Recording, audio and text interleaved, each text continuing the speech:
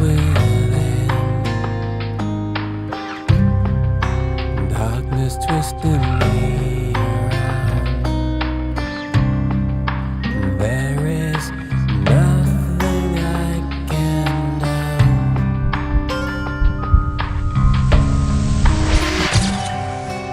Don't give up the light, using every last breath, escaping the long way down.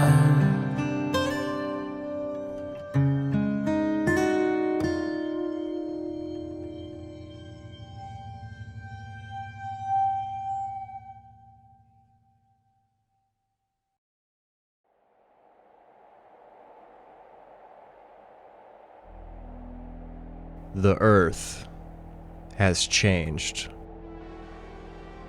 Evolution has given way to a new form of life, the Vita Carnis. Creatures made of meat roaming our planet with a still unknown goal for humanity. A force of nature that seemed beyond our control, until we took it back.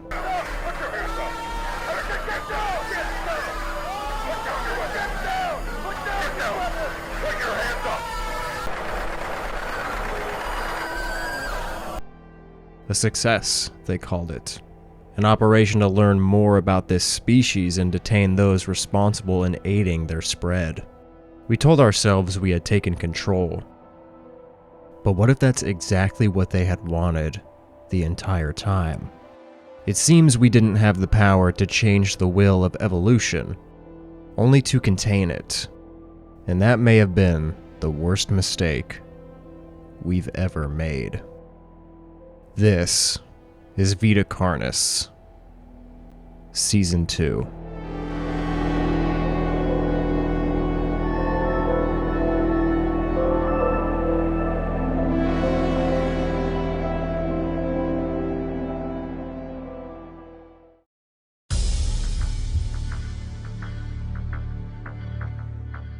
About a year ago, before my laptop died, I put out a video on this channel dissecting the first season of Vita Carnis. The video has since gone on to do pretty well, despite a mixed reception. 7 monoliths appear in total, and for 5 years they just stand there and do nothing. The original documentary does say that there was some activity from them. In 1983, a pair of siblings go out to investigate the site of the killing, recording some kind of documentary-style video. They can't hide events like this for much longer, and so they decide to start addressing them with defense videos and documentaries. It is a year later, in 1987, that the full Vita Carnis documentary is released by the NLMR.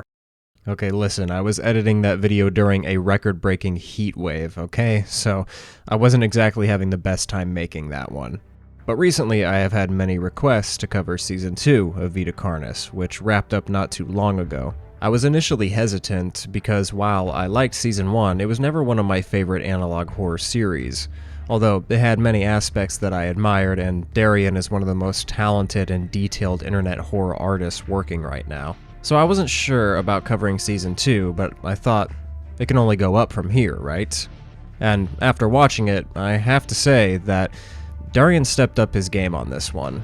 Throughout the entire run of Season 2, I was genuinely enthralled from beginning to end, and the increased level in production value was really inspiring to me. It's this enthrallment and all of your lovely requests that has pushed me to make this video, and I hope that you enjoy it.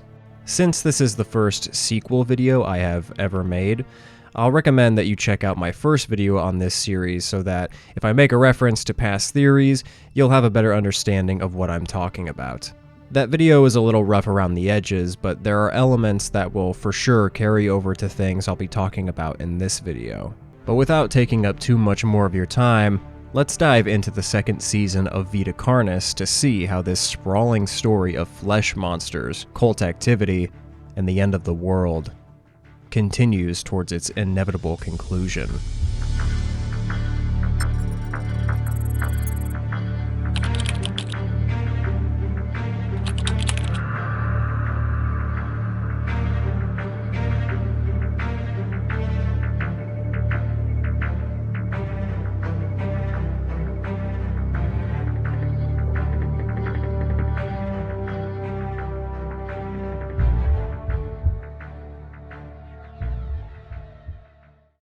The first video of Season 2, titled New Beginnings, opens with a montage showing the aftermath of Season 1. Today something has happened within the restricted zone, where a large group of cultists have been apprehended.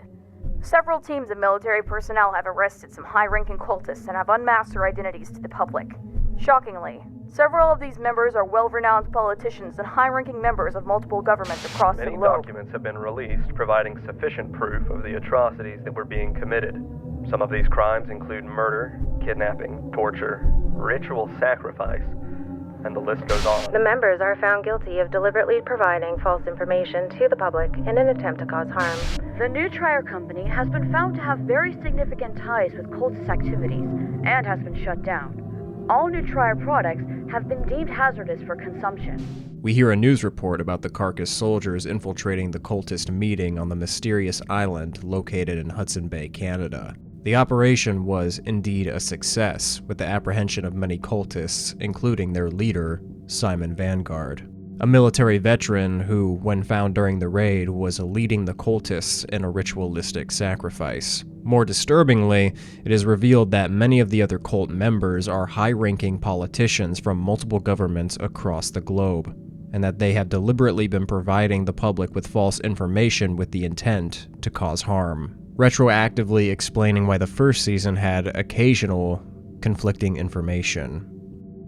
We also learn that New Trier was shut down following the raid due to its extensive ties to the cult and their activities. The image of a red triangle inside of a black circle will never look the same again. Through a series of news broadcasts, we see public outrage begins to boil over. Riots are erupting in the streets, and people demand action against the Carnis species threatening their daily lives. This all ends on the image of a singularity, floating inside a test chamber before the video transitions to an educational TV segment, given to us by a little animated guy called the Magister, who we will see regularly throughout the season. In today's episode, he is going to teach us about the circle of life. Today, we are learning about the circle of life.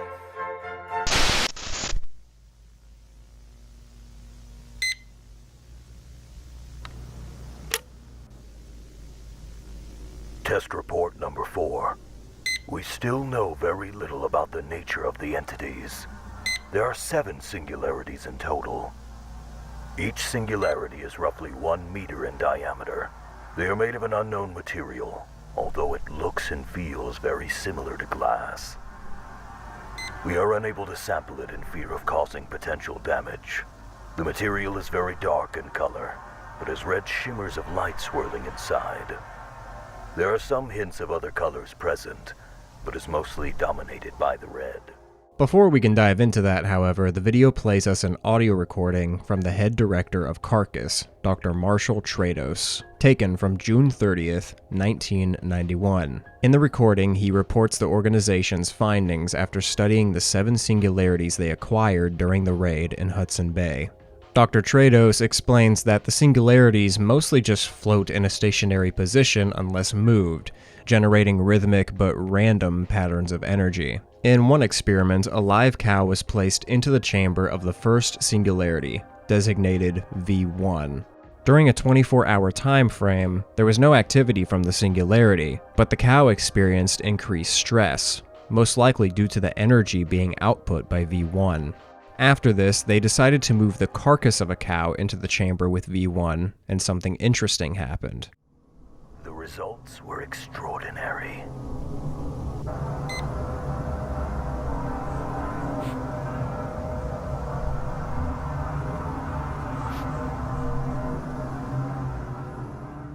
The cow dissolved into the crawl, the first Carnis species we ever learned about. This is interesting because we were led to believe at the beginning of the series that the crawl acted as the origin point for all of the Carnis creatures, when in reality, the singularities are responsible for making the crawl in the first place. You'll also recall that in the first season, it was explicitly stated that the origin of the Vita Carnis came directly from Earth, nowhere else. Since their explosive arrival across the globe in 1931, there has been much debate on what these newcomers are and where they came from.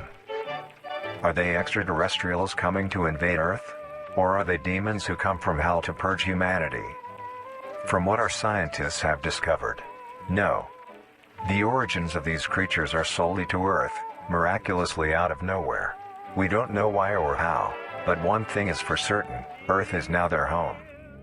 So what this is showing us is that the crawl is created by the singularities, using dead organisms as material for their creation.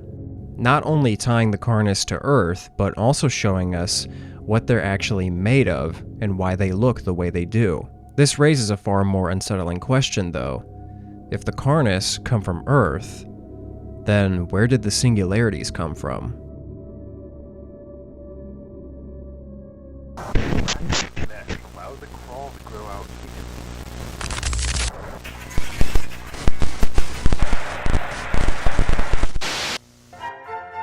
First, a young larva hatches from within its egg. It will roam around and find food to help it grow and grow. Once they are big enough, they transform into a pupa, and after some more time, they transform into an adult beetle. The adult beetle will go out into the world in search of food. The video cuts back to the Magister explaining more about the circle of life, using the example of a larva growing into a beetle. He tells us that once the beetle is ready, it will go out into the world in search of food. A nice little metaphor for the Carnis species. In the next segment of the video, we hear an audio log from Dr. Rhodes Series, the crawl specialist at Carcass, taken from July 31st, 1991. Her report details experiments conducted on cultivated crawl samples exposed to 3 different environmental conditions: a control group, a group with provided nutrition, and a group exposed to radio signals. The first 2 groups grew normally, while the third immediately moved toward the radio source, overtook it, and then moved on. This behavior is consistent with earlier evidence, including a newspaper clipping from Season 1 describing a radio tower being consumed by crawl. We also learned that these crawl samples originated directly from V1's chamber, and developed nodes far faster than the standard samples. From these nodes, researchers successfully hatched 7 trimmings, 2 meat snakes, and 1 mimic. Yeah, this won't go wrong at all.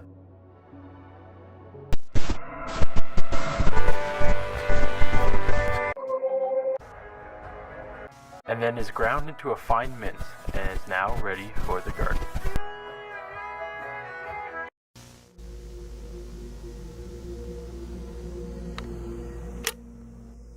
Audio log. Progress report for trimming colony. Significant progress in learning the social patterns of a group of trimmings we have been keeping together. A new batch of juveniles were added to the main colony at the beginning of the new progress report. They were accepted into the community immediately. No conflict or rejection observed. They did provide the circumstances to document more of their interactions. We are played another audio log. This one comes from Dr. Fawn Panitro, the trimming specialist, dated August 31st, 1991, confirming that each log in this episode is recorded roughly 1 month apart. The experiment conducted on the trimmings was done in order to test their level of communication with one another. For the experiment, a single trimming was closed off in a modified enclosure. In this enclosure, the trimming would be played 2 audio cues, one signaling the arrival of a treat, and the other signaling a small spray of cold water.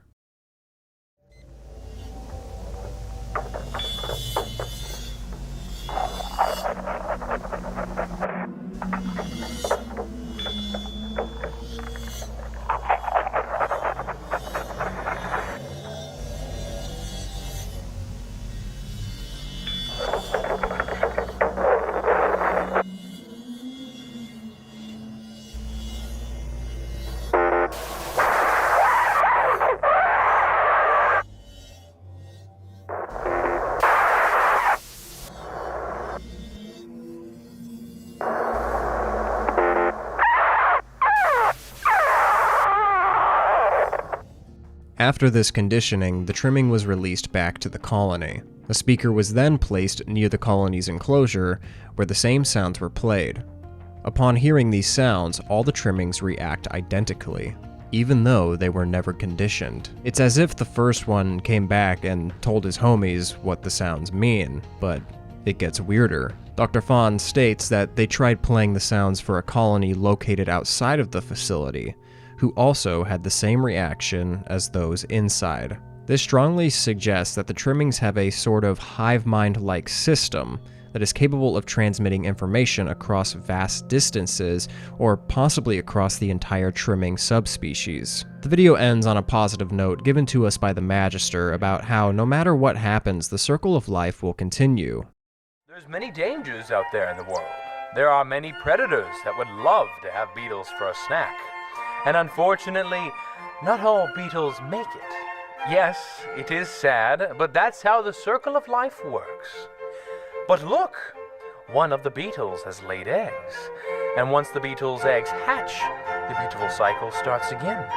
And life continues on.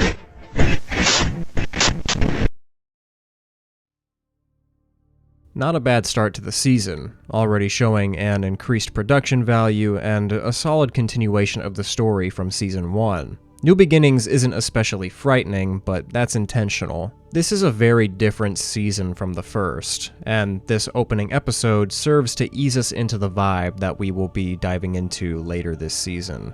A controlled introduction to Carcass, its methods, and the new rules being set up for this world.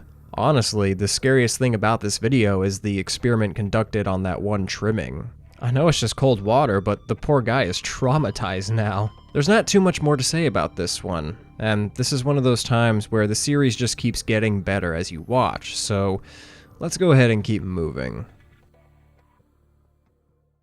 Actually, there is one important detail I forgot to mention.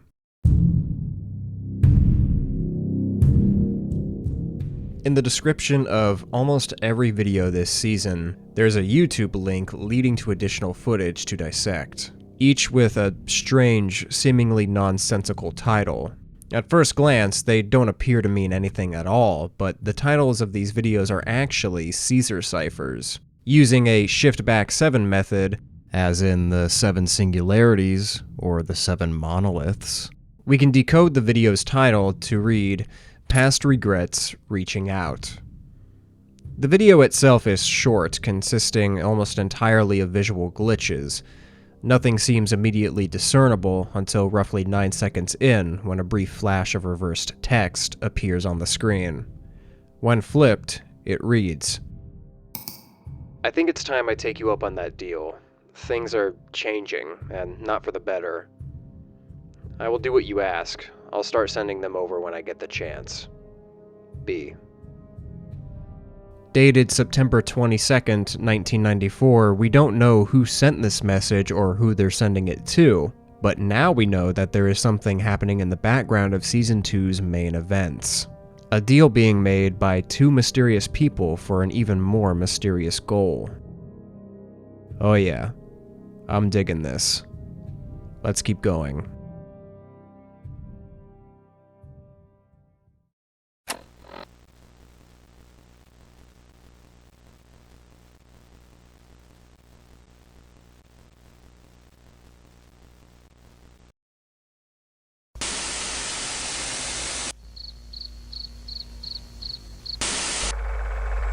Now only the most beautiful, only the most unique specimens will be moving forward. There are lots of fossils hidden on the Earth, and plenty make their way into rivers and streams. You can look for them too.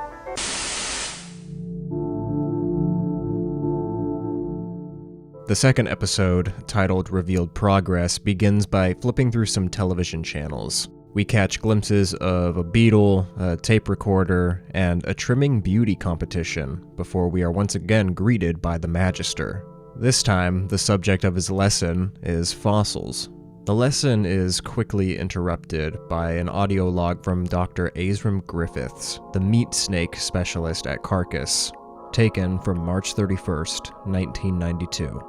He details an experiment in which a meat snake was restrained and fed daily to monitor its growth and collect samples as its flesh changed.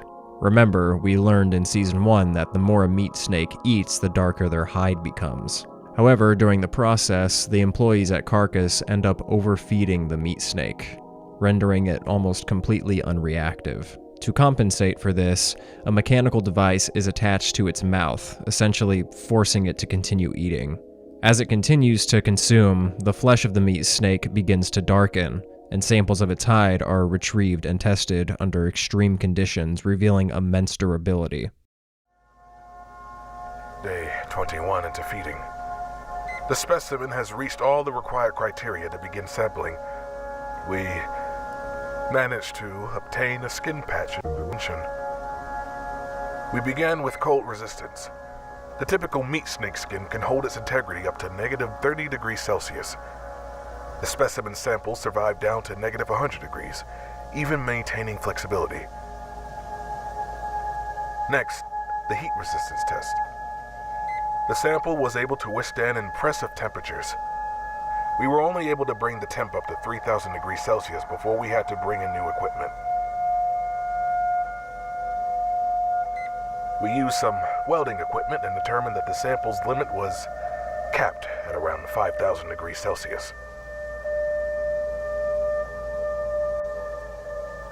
Sample testing was interrupted by a peculiar event with the specimen.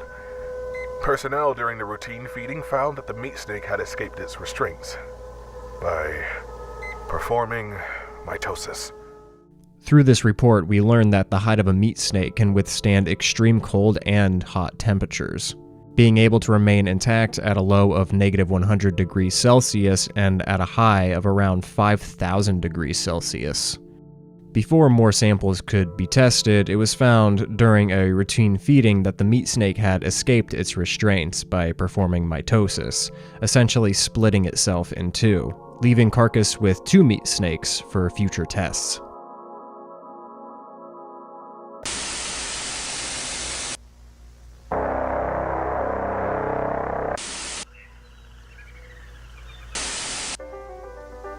You can make your own sieve at home. The mesh will catch large debris, allowing smaller things to pass through. But you can add more layers with different mesh to catch more things.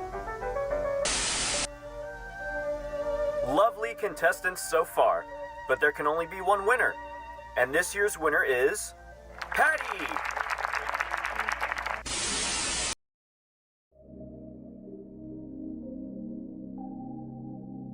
Following another flip through some TV channels, Magister returns to explain the use of the sieve, and we get another glimpse at the trimming beauty competition, where we see what appears to be an elder trimming taking home the first place position. Up until now, we knew that mimics could evolve into a rare elder form if they remained alive long enough, their skin turning to a dark shade of black the more they consume human flesh. But this scene suggests that the elder forms might not be exclusive to mimics at all.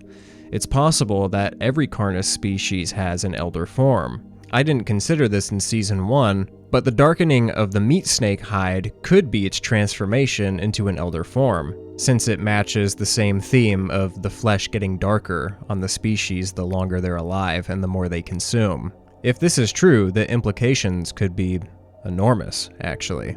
Speaking of mimics, our next audio log comes from Dr. Farron Brones, Carcass's mimic expert, recorded September 20th, 1992. In his report, we learn that Carcass has what appears to be a number of mimic juveniles that are being raised in captivity for testing. However, once these juveniles metamorphosize into their adult forms, they rarely survive for long, dying of starvation. This is due to the fact that a mimic's diet exclusively consists of human flesh, so you can't exactly feed them once you have them in captivity for obvious reasons. This makes wild mimics the best candidates for testing, as when they are brought in, they already have food in their stomach, making their lifespan longer. It's actually pretty terrifying to think that these things are just out there killing people on such a regular basis, but we can't linger on that fact for too long. Carcass, as we learn, holds several wild mimics in captivity, including some more humanoid ones. Horrifying, I know.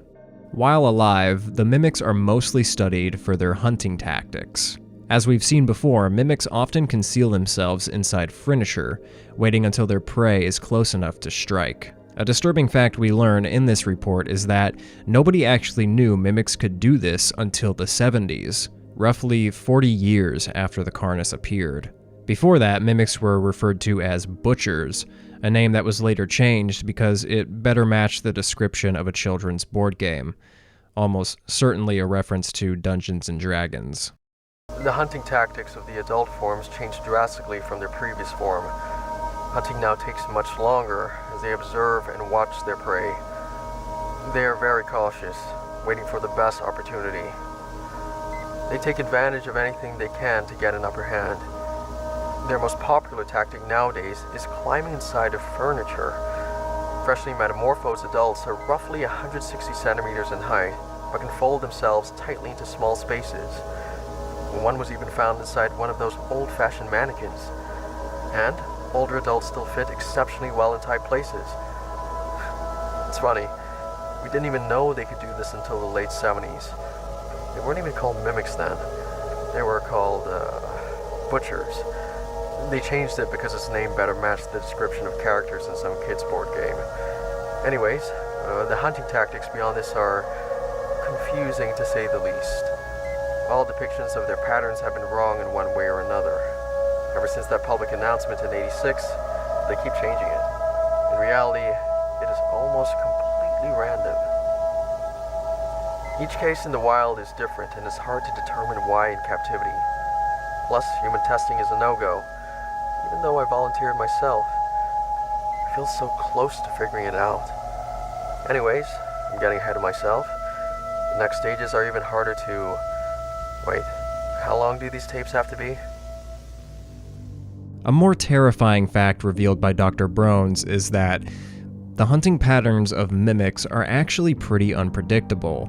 He even mentions the public safety announcement in 1986, stating that part of the reason there was conflicting information back then was because nobody actually knew how to predict a mimic's patterns or tactics.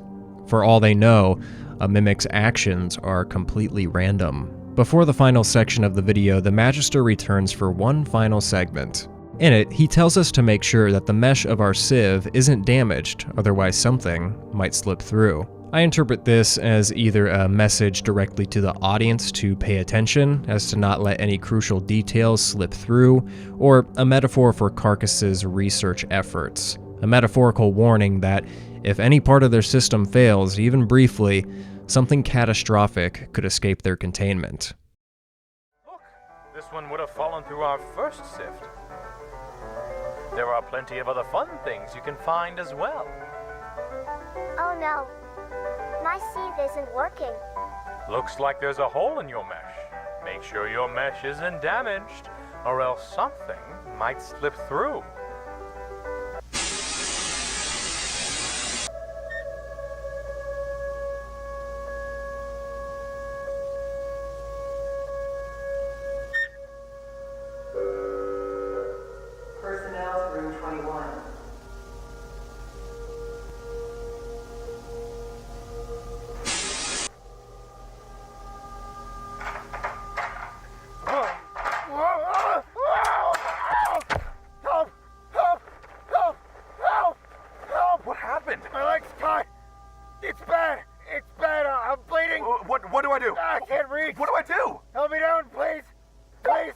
Medical assistance in test chamber 1. Stay calm. Help is on the way. Just try to stay still. Oh, God.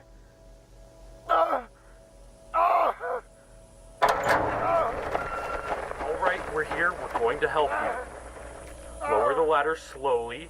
This is going to hurt. Okay, hold still. Ready? Now!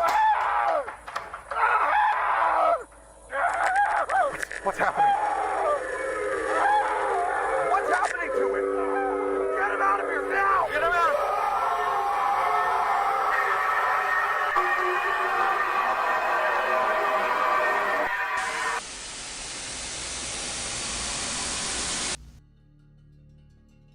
The video ends with camera footage taken from V1's chamber on November 27, 1992. We never actually see the injured worker, but what we can make out is that a member of the cleaning crew appears to have fallen from a ladder, sustaining a severe injury. When the medics arrive, V1 begins reacting erratically. It's unclear why V1 acted this way, but with how agonizing the person's screams are, it's possible they didn't just cut their leg open. We now know that singularities have the ability to synthesize the crawl, and we were previously led to believe that they could only do this if they had the material of a deceased organism. This footage raises a chilling possibility though, that being that they may also be able to synthesize it through open wounds, explaining why the workers' screams are so agonizing. Revealed Progress is another strong entry for Season 2.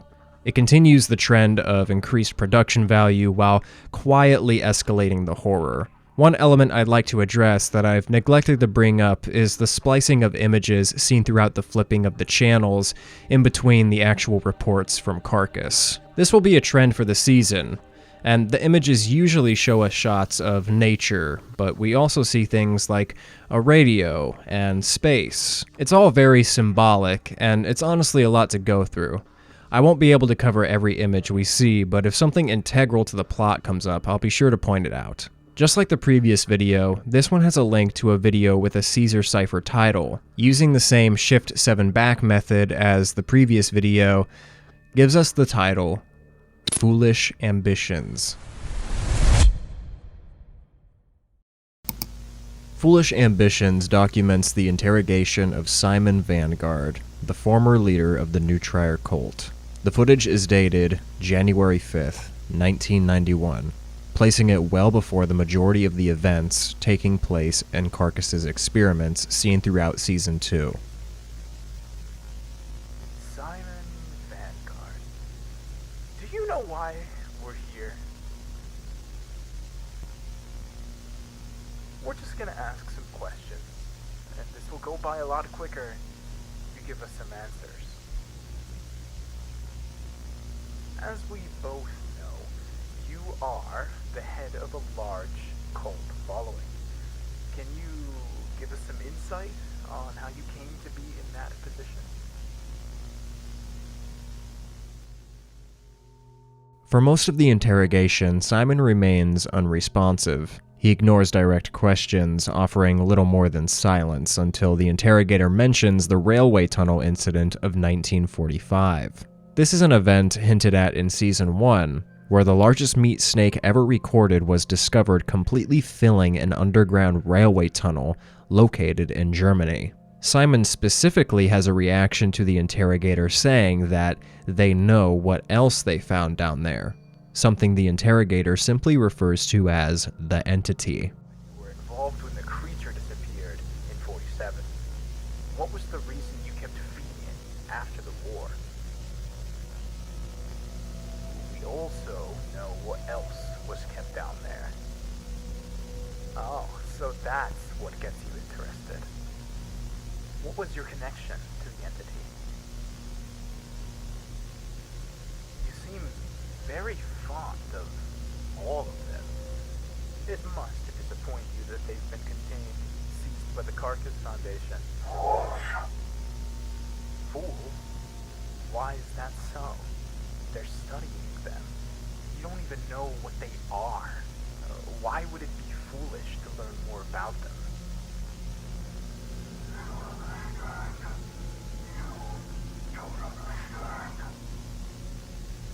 Well, please enlighten me. You have a deep devotion to the entities of all of the Carnis species, in fact. Devoted enough to do that to yourself. Why do you devote yourself to these creatures? Why do you praise them so highly? What is so important that you blindly follow these entities? You don't question their will. And why not? Their will. Their great vision. Their great light. They say you have visions. These visions of yours. What do they say? You must do as they say. Don't question it. It's all for something greater than us. What is it? What must you do? No. I must follow. When pressed about his devotion to the Carnis, Simon explains that he doesn't think about following their will. he simply does. That it's all for something bigger than themselves, something bigger than humanity itself. I devote myself to the great truth, to stray from darkness and meet the light, for wonder and wisdom. Hey, calm yourself. Hey, stop! I need security! I need security in here now!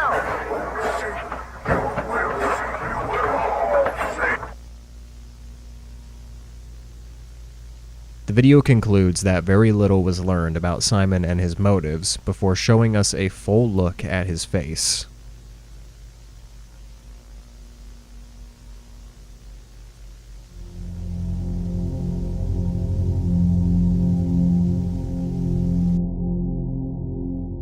A deeply unsettling image. His face is visibly disfigured, altered in a way that makes him almost resemble a mimic. It's as if Simon wanted to become closer to the Carnis, not just ideologically, but physically, carving himself up to look like one of them. This not only gave us a closer look into the leader of the cult we've been following up until the Season 1 finale, but it also provides fuel to the mystery of why the Carnis are even on Earth in the first place. Simon speaks of a great light, an end result that outweighs the cost of human lives to reach. The title of the video seems to be a direct message to Carcass and their attempts to understand the Carnis. But they clearly didn't listen, as this interrogation was conducted in 1991, and we can see that Carcass is continuing to run their tests up into 1992. Something big is coming, and Carcass, for all we can tell, is completely unprepared.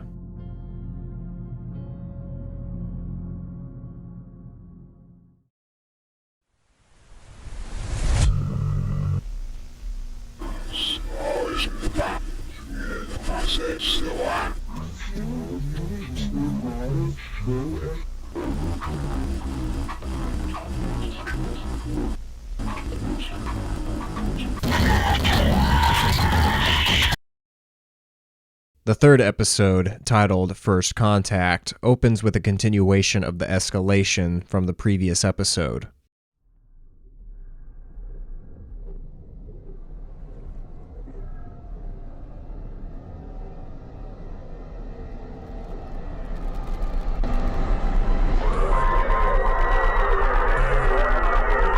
All the entities are freaking out. The system can't handle all of this. Turn off the power. Sir, do it!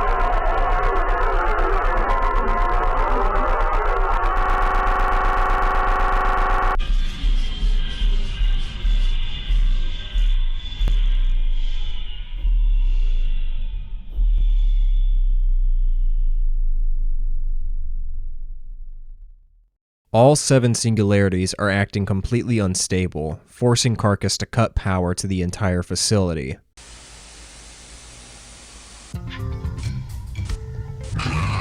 It is called the electromagnetic spectrum.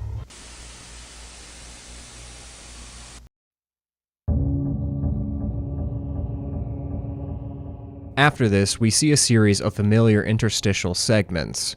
Nature footage, brief channel flips, and a short appearance from the Magister explaining the electromagnetic spectrum. Throughout these channel flipping segments in this video, we can catch fleeting splices of the original Vita Carnis documentary from Season 1. You see guys, I can learn. I learned how to say a basic English word. Documentary?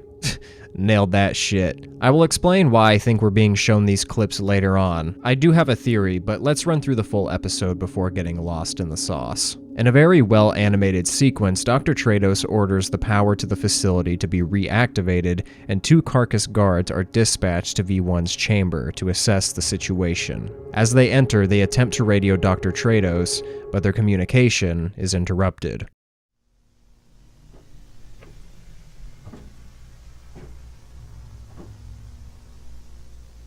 Entity seems much more active now.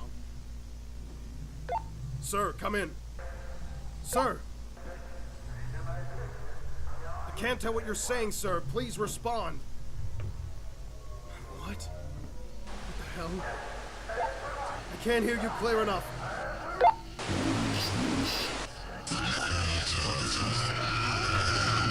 Get out of there! Move out! Now!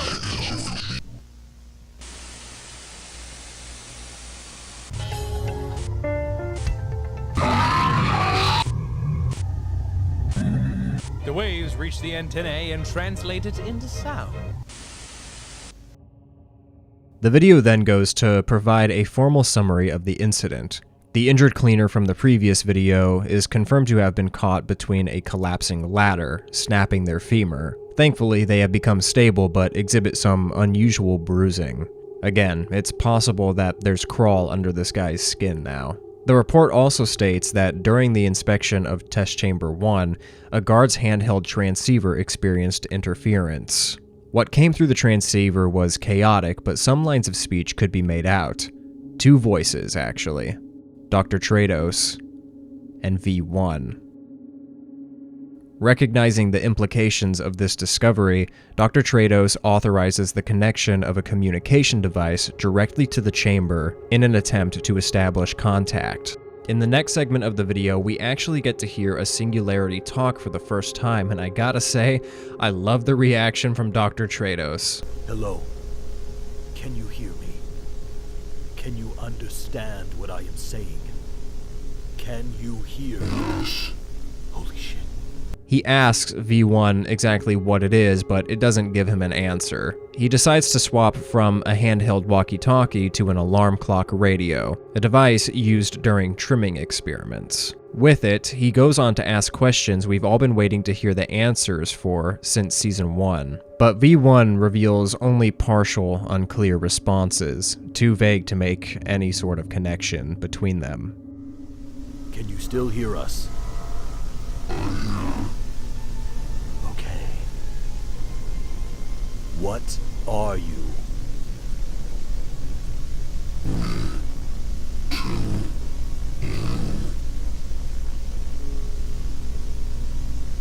Can you explain?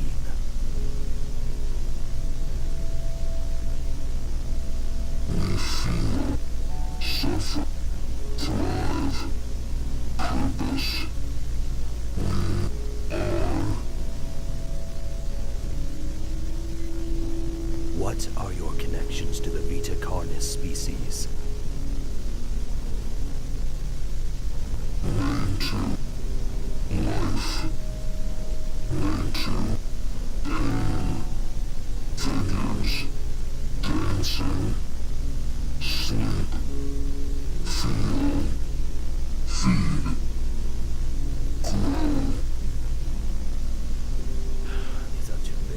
Try another question. Then, V1 asks a question for itself.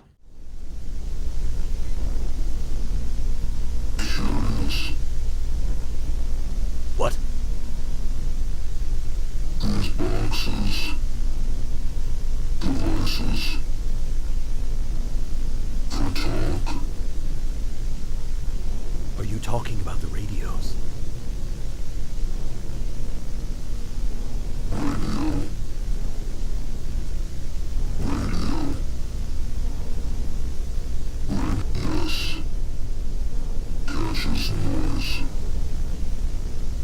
Radios transmit and receive waves and translate it into sound. Brilliance. Much brilliance. I feel more noise. Can we see more? Do you want more radios?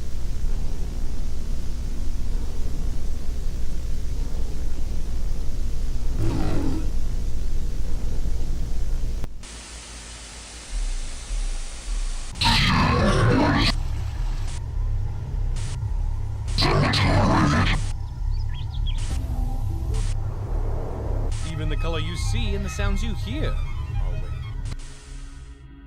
When educated about how radios translate waves into sound, it calls the idea brilliant, and it asks to see more. After flipping through some more channels, the video abruptly cuts to a dark, distorted shot that sounds as though it's underwater. During this segment, we can hear a radio conversation between Dr. Trados and another Carcass employee.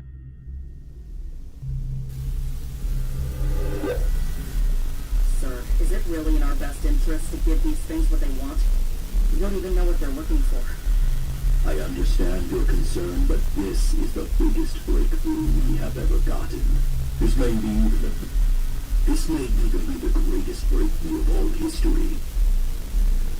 Representatives of the UN will be arriving in just a few days to see our progress. This is too important to stop now. We are on the verge of something massive. If the representatives are impressed, we get the funding to see how far this can go. So, for now, you and the team go to get the orbs if they want. Keep making reports, but keep them quick. We need to learn as much as we can in this short time frame. Yes, sir. I interpret this segment as the Singularities are listening in on Dr. Trados as he speaks over the radio elsewhere in the facility. He states that they've come too far to stop now, seeming dead set on discovering more as to not have their operation shut down by the UN. And so it's decided that for all future tests involving singularities, there will be a radio in close proximity to allow for further communication. On November 28, 1992, while the radios were being set up, communication between the singularities themselves was able to be captured, although much of it was unintelligible. When plugging these segments into my editor, however, and doing some very mild tweaking, I found something interesting. When reversing the audio, some lines of speech can be made out. The first is V1 saying a name that we've heard before, actually.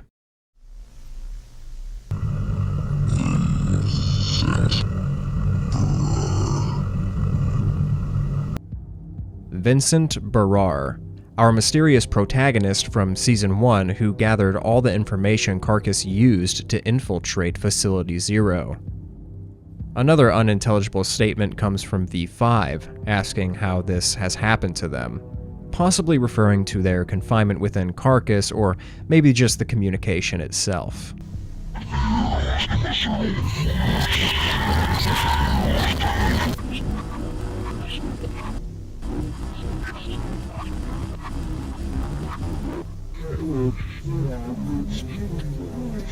How is this happening to us? The next segment showing V1 flipping through some channels on a TV also has reversed and highly edited speech.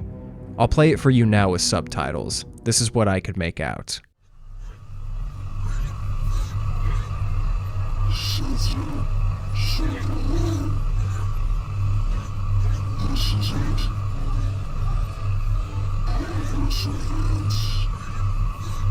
Question 2. Question failed.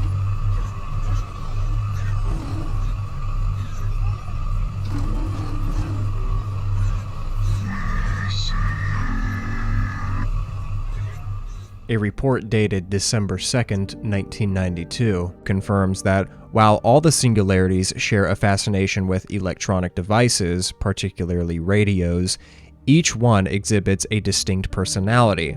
V1 expresses itself naturally and shows overwhelming interests in technology over personnel.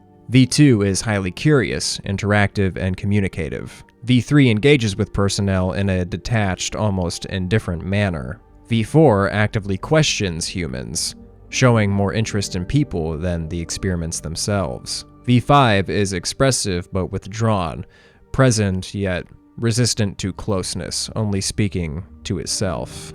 V6 rarely communicates at all, emitting only sporadic, incoherent noises. V7 is the least active, engaging almost exclusively with the other singularities and electronic systems, never with personnel. On December 3rd, 1993, the UN representatives arrive at the Carcass testing facility.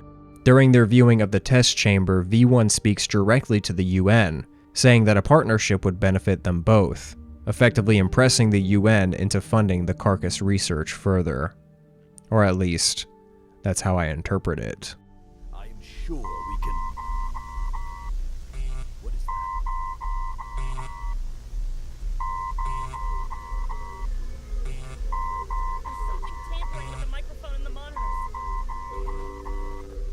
There's There's been much learned in our time together.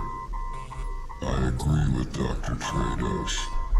If we continue, I am sure this union will benefit all. Symbiosis, we join together. Let us sow seeds and watch what grows. Divine purpose. Let us show you. Let us guide the way. Join us. Join us. Join us. Join us. Join us. Join us. Become one.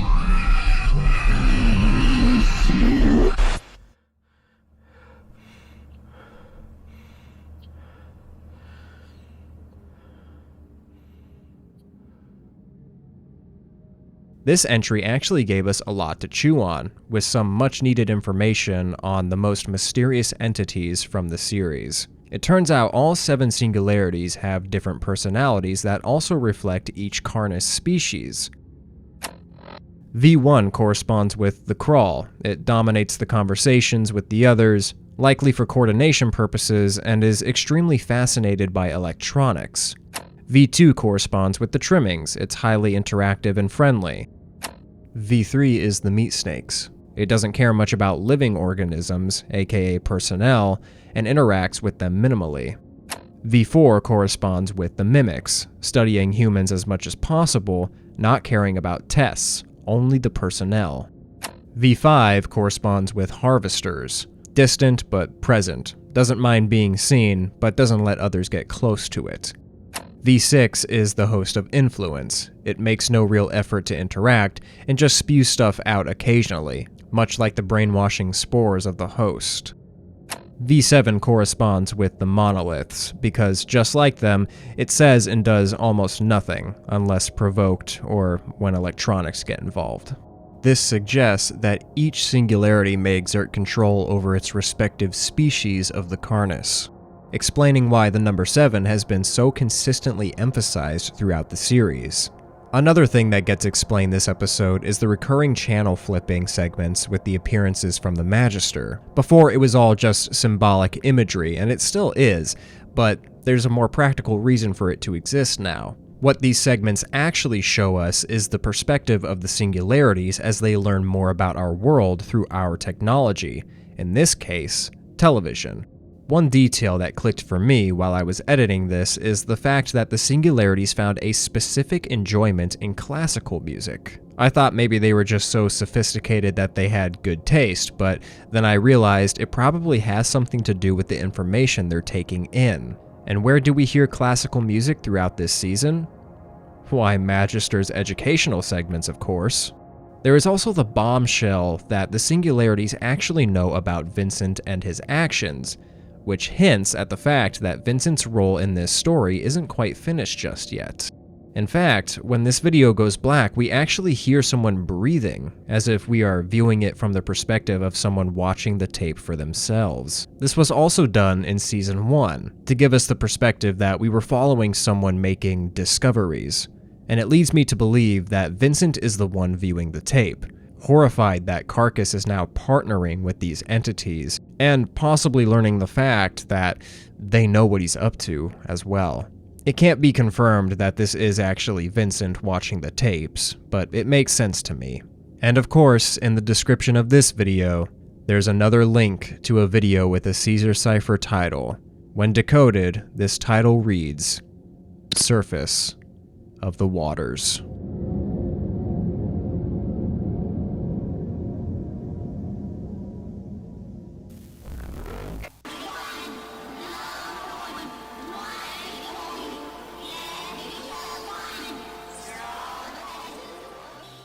Surface of the Waters is a wild watch, to say the least.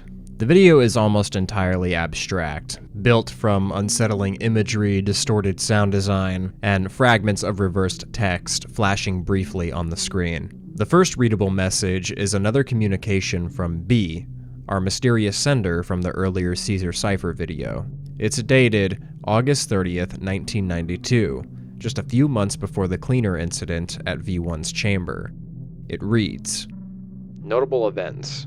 Increase of Vita Carnis populations around the facility. Minor earthquakes near Facility 0. More interference with electronics than usual when testing with singularities.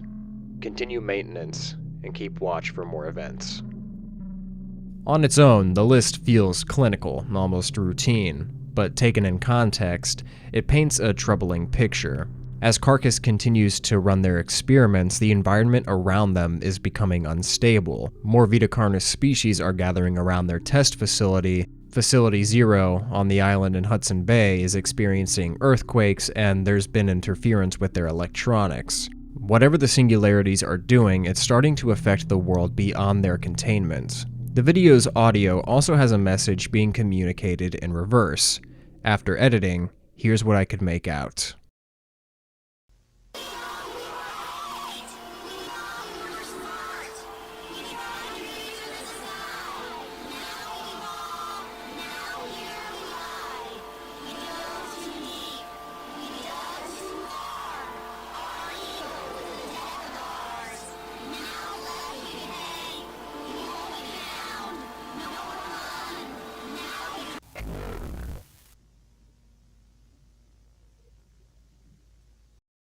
This strikes me as a description of Carcass themselves, a poetic acknowledgement that their ambition, their belief that they could understand, control, or partner with the singularities, has already sealed their fate. The video ends on one final message from B, flashing briefly on the screen in reverse. When decoded, it reads, "Things are getting bad. More new hires die coming in to replace missing personnel. I worry when I will be next. Was right. We should have never continued our work here. They are neglecting even basic procedures now. They are building something. I will send you what I can. B." This message is dated to be written in 1995, meaning that it's further than anything we've seen so far. By this point, B appears to be a Carcass faculty member who is just now realizing how corrupt the operation is becoming. As stated in his letter, Carcass is going as far as to let their new hires die or go missing, neglecting basic procedures and constructing something that isn't specified. Whatever this season is building to, it's going to be big. The result of unchecked ambition and a refusal to turn back. Something dangerous is coming.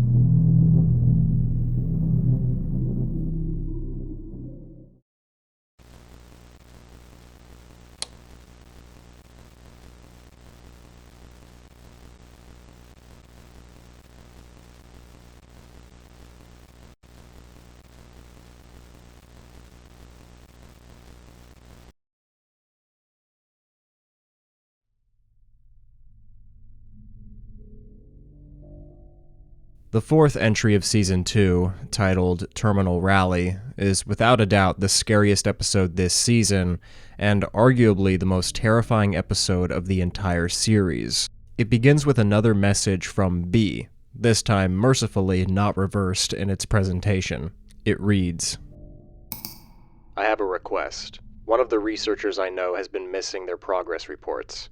I knew he would miss a few since he got approval for one of his field projects, but it has been 4 months. I know it isn't my place to ask you of this, but I am worried. I wouldn't ask you if I wasn't sure something was wrong. I found out where he was researching. Unfortunately, you know the area well. I will send you what information I have. B." We then hear an audio recording from Dr. Farron Brones, the mimic expert introduced earlier this season. The audio log is dated to take place September 20th, 1992. In it, he discusses the evolution of the mimics, stating that once mimics become more humanoid, they can begin to speak, although with limited vocabulary. It's a disturbing fact on its own, but not nearly as terrifying as when he describes just how little they know about the mimic's final evolutionary stage. The Elder Mimic. Audio log part 2, I guess. Before the final stage in a mimic's life cycle, it's even harder to get clear results. The humanoids we get hide mainly in plain sight and clothes. They also rely more on their vocal skills than their previous stage. They use words to lure in people closer, although the extent of their vocabulary is very limited. only speak in small sentences for luring. A fun fact, mimics have been found to speak different languages depending on where they come from. Anyways, and for the elders, we haven't found any. There are only a handful of sightings, fewer pictures, and only one clear one. The only info we have are from that one they killed years ago. Other than that, we are completely clueless.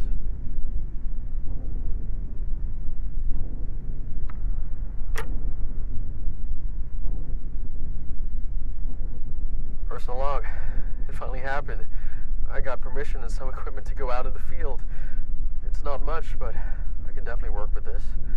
I've got sensors, cameras, and even some stuff I whipped up. I'm heading to the location now to set it all up. No one else wanted to help, but that's fair for what I've got planned. I'll make another log once I've got everything set up.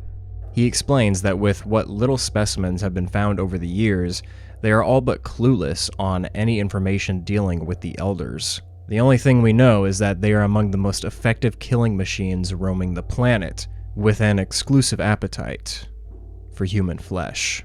A second audio log from Dr. Brones plays next, dated October 2nd, 1994, roughly 4 months before B's initial message. Through his log, we learn that Dr. Brones is the researcher that got approved for his field project, making him the missing researcher from B's message. What we are about to witness this episode is the footage taken directly from his personal camera while conducting his research.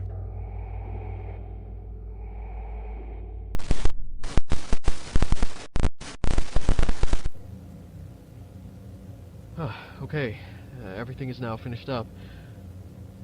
I have some of the equipment at this main door. Motion sensors and the camera pointed right down here. It's not much, it's not pretty, but it will work for the time I've got. There are a few sensors and cameras in the other rooms as well. Basically some nanny cams set up to record when motion is detected. And down there is main base. This footage opens with Dr. Brones showing us his setup. It consists of cameras and motion sensors linked to a light panel that indicates movement by room. Dr. Brones has also reinforced the door and brought a firearm for protection as well. By this point, his situation is made clear to us. He has deliberately moved into a mimic's hunting grounds to study one without the restrictions of the Carcass facility. A dangerous operation, but given his expertise and his preparation, he should be just fine. At 2 in the morning on the third day, something enters the house. Oh my god, I grabbed this as fast as I could to record. The front entrance light turned on, then moved into the hall. It's day 3, just barely. It's about 2 in the morning. They haven't moved too much.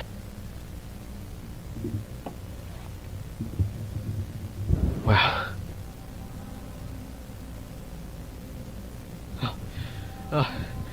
Now they're in the living room.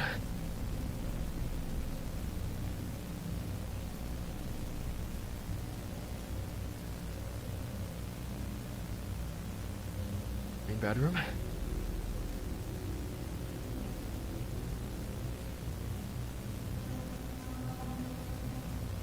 It's looking around.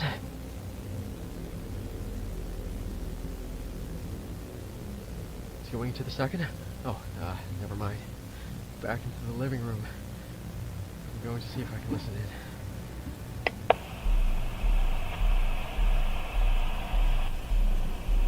It stopped.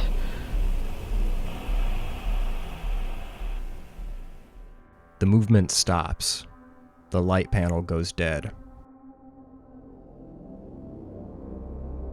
A few hours later, and there is still no movement from outside. This prompts Dr. Brones to open the door and take a look. It's been another 2 hours. Nothing has happened. I'm worried I accidentally scared it off. Or it's not even a mimic. I'm going to do something stupid. Okay, I'm going to go and check what happened.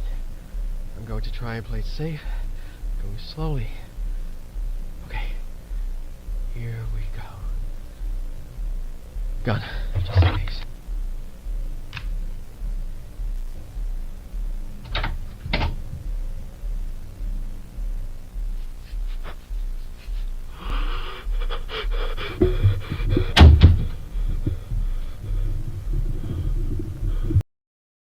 I cannot express the way my stomach dropped watching this video for the first time.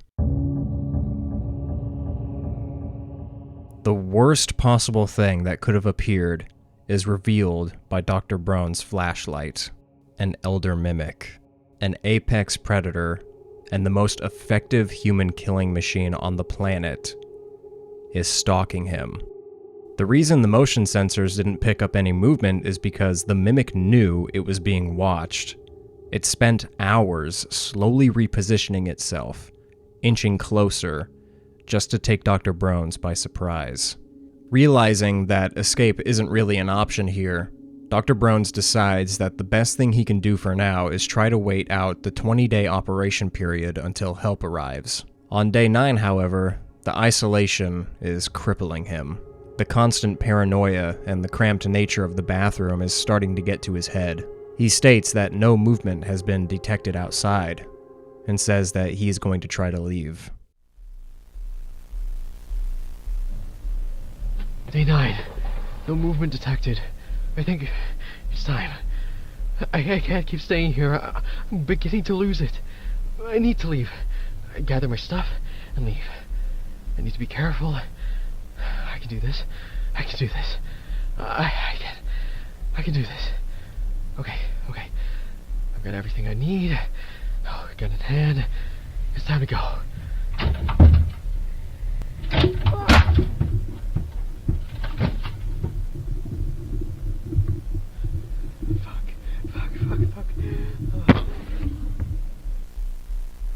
Another moment that I'll admit nearly made me die of a heart attack. Seeing this thing's face just appear out of the darkness is a truly special kind of oh shit moment.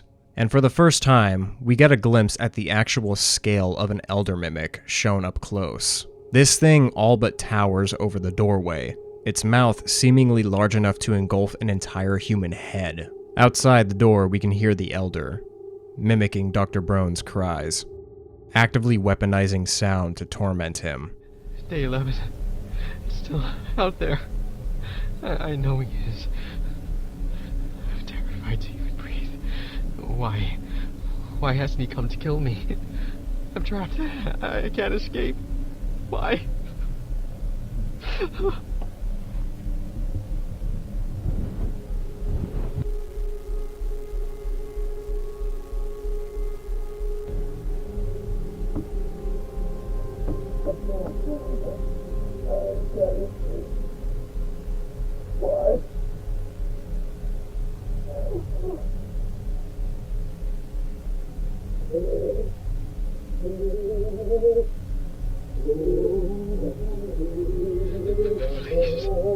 Please stop. I can't.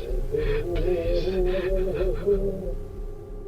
In another white-knuckling sequence, the elder mimic tries to force the door open before Dr. Brown's shoots it, causing it to retreat. I need out. If I go out, guns blazing, I could scare it at least. Or maybe even kill it. Then I just run. Run as fast as I can. Then I could possibly make it out. Then I... Oh.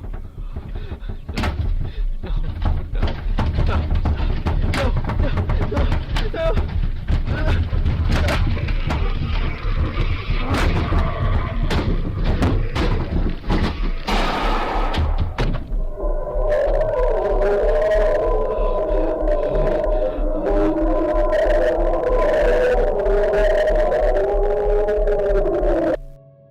Later, he admits that he should have ran, as the mimic was stunned and it would have been the perfect time.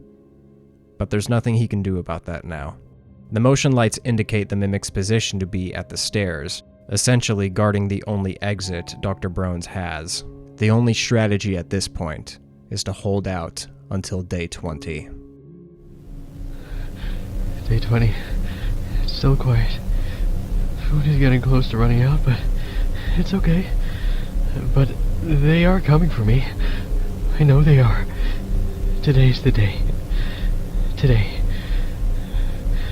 I'm free.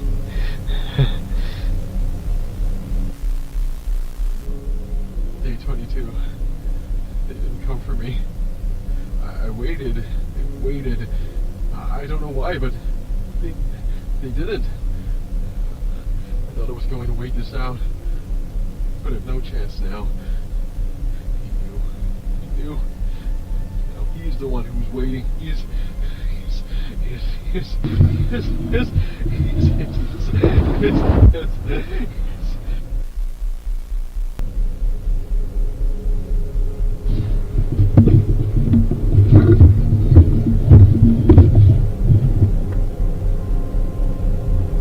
It's been 28 days. Food has run out. I know, Al. I know. I was too dumb to realize. But I have it figured out. They sent me here to die. I didn't know why, but they did. But I don't think they knew that I would figure it out eventually. I've hid this video recorder so that if they do come, they won't find it. Hopefully someone will. I will leave one last audio log for them.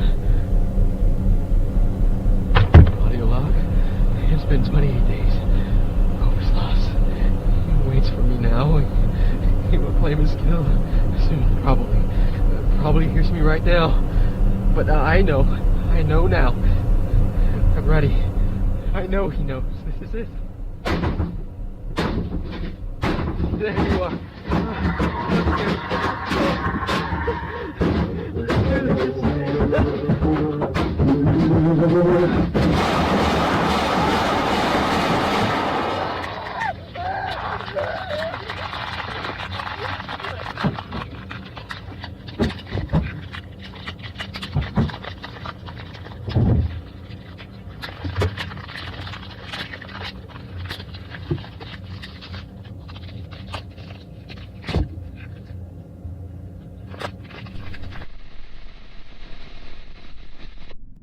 Unfortunately, help never arrives, and Dr. Brones falls victim to the Mimic on day 28.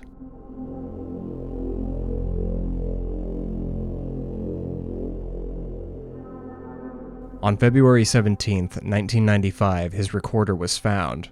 None of his other equipment could be located at the scene, however, suggesting that someone came in to remove evidence, and that the person who found his personal recorder is not a part of Carcass. Cleverly, Dr. Brones hid his video recorder under the sink, which is why it was found by the recipient of B's messages, who refers to themselves as V.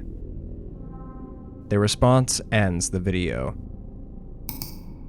I'm sorry to say things are much more dire than expected.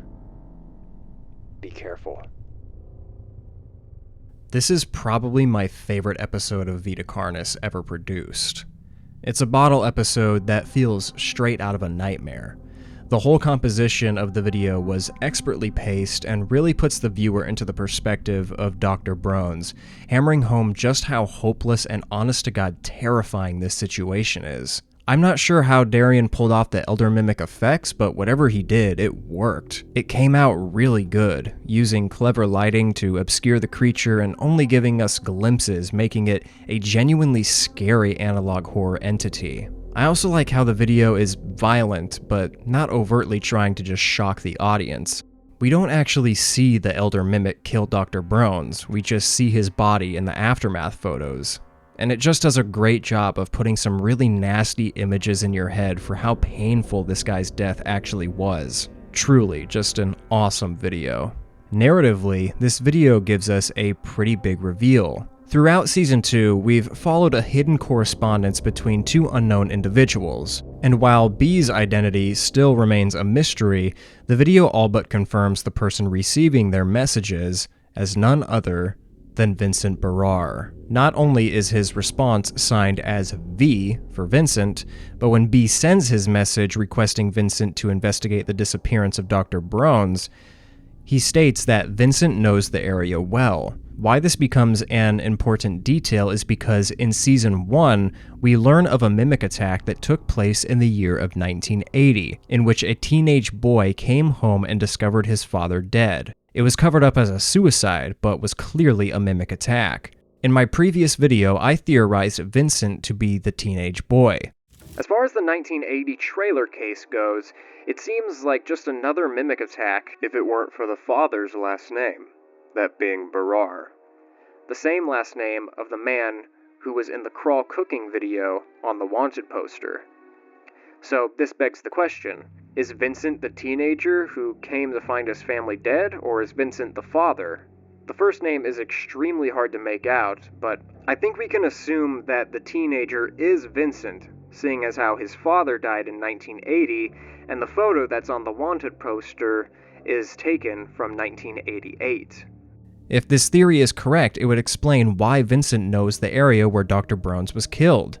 It's the same hunting ground his father was killed in, and for all we know, this could even be the same mimic, fully evolved into an elder after years of feeding. Unfortunately, Dr. Brones was unaware of what actually lurked in the area and ended up getting killed. And the actual title of the video actually ties everything together quite nicely. Terminal Rally is described as a sudden, unexpected surge of mental clarity, energy, and consciousness in someone who is very ill or near death. This happens in real time right before Dr. Brones' death. He comes to the realization that Carcass isn't coming to save him. They left him there to die, cleaned up any records or evidence that they were involved, and just left his body there. So this video didn't just show us an elder mimic in action for the first time, but it also showed us just how corrupt Carcass has become, and how Vincent and B may be the only ones willing to stop it. That is, if it's not already too late. Now, with all that being said, let's see what our next Caesar Cipher video has to say about all this.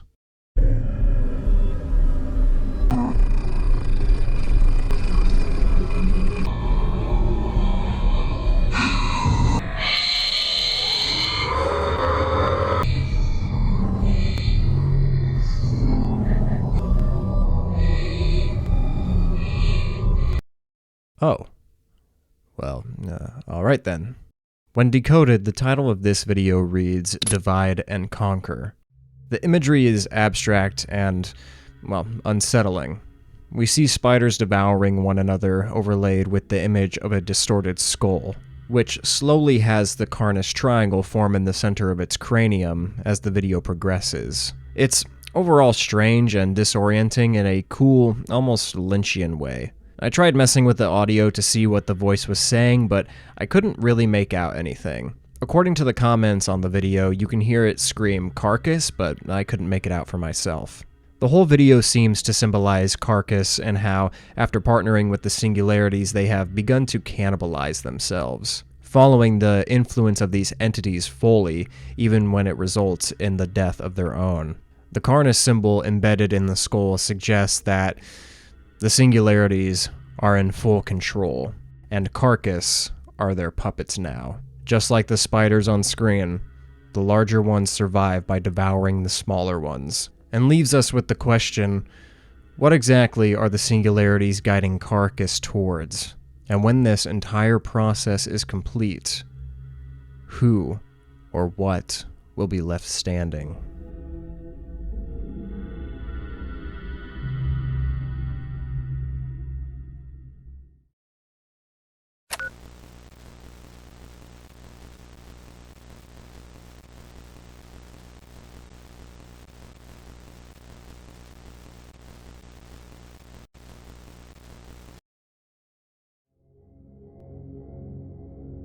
The fifth episode, titled Dire Measures, starts with a final message from B, dated July 3rd, 1995.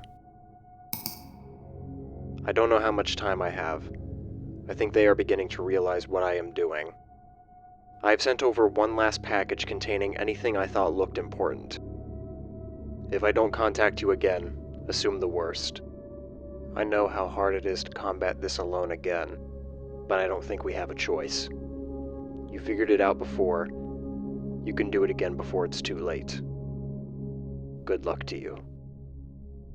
By this point, it's clear that B is a Carcass employee who has been secretly funneling important information to Vincent, in a hopeful attempt to find a way to stop Carcass from going any further than they already have. But now, Carcass is catching on.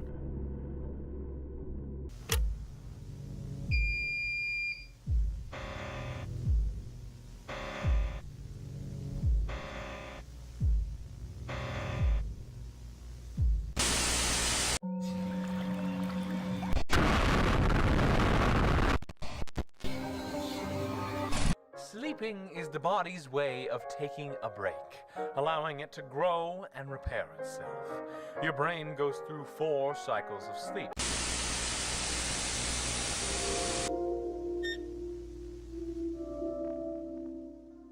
Before we can see the outcome of this, the video shifts to a file detailing an experiment involving a harvester. But before we can get the actual details of this experiment, the video cuts to an older classified file. Dated August 20th, 1991, it details the contents found in Facility 0 after the apprehension of the New Trier cult. While conducting a sweep of the facility, the teams located 2 living hosts of influence and a number of different powders. A study of these powders led to the classification of 3 different substances. The first is a vial of normal host...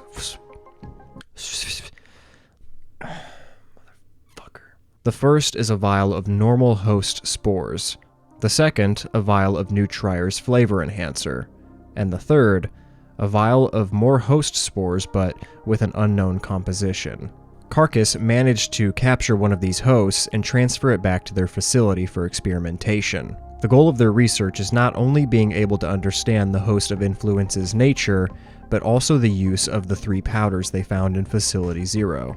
On October 20th, 1991, testing begins. A unique setup is constructed to test the effect of a host's spores on a person. In this setup, the host is placed in a modified cell with ventilation holes, allowing its spores to be inhaled by a willing volunteer on the other side. After inhaling the spore, the volunteer will then be safely quarantined and studied. After each exposure, they are tasked with giving both an audio and written report of their experiences each time they were exposed. Poisonous sting cells have hollow barbs to stun and eventually kill prey.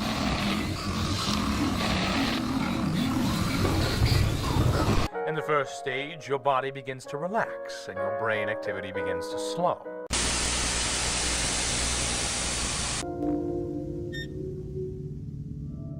Cutting back to 1995, the Harvester settles into its new environment, and Carcass attempts to safely extract its venom in order to study it. But as we know from past trauma, approaching a Harvester is extremely dangerous. They first start by trying to lower a silicone dummy into the chamber, prompting the Harvester to attack and inject its venom. However, the aggressiveness of the Harvester causes too much damage, making them ditch the strategy entirely. Then the video cuts back to the host testing and shows us our volunteer, a man named Leto Dolus. His first exposure takes place on October 1st, 1991. As planned, Leto inhales the spores and the host even tries to attack him, but Leto is removed from the chamber before any physical harm can come to him. During his quarantine, he does nothing but stand at the door of his cell mindlessly, waiting for someone to open it so that he can make his way back to the host and offer himself up as a meal. Within 36 hours, his symptoms subside, and he reports on how he felt. I feel tired, and I have aches in my legs and arms. I'm also quite nauseous. Not dizzy, but foggy, if that makes sense. I don't feel too bad overall. The worst I feel is very hungry and thirsty. His written report reads, "My vision was darkened and blurred, like wearing glasses of the wrong prescription. Sounds were muffled. I felt a heaviness in my mind.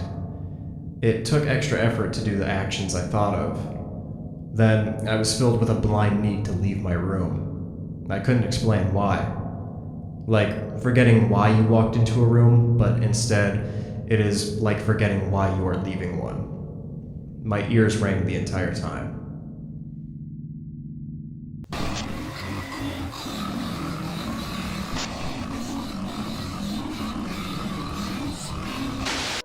In the second stage, your heart rate and breathing slow, and your body temperature lowers.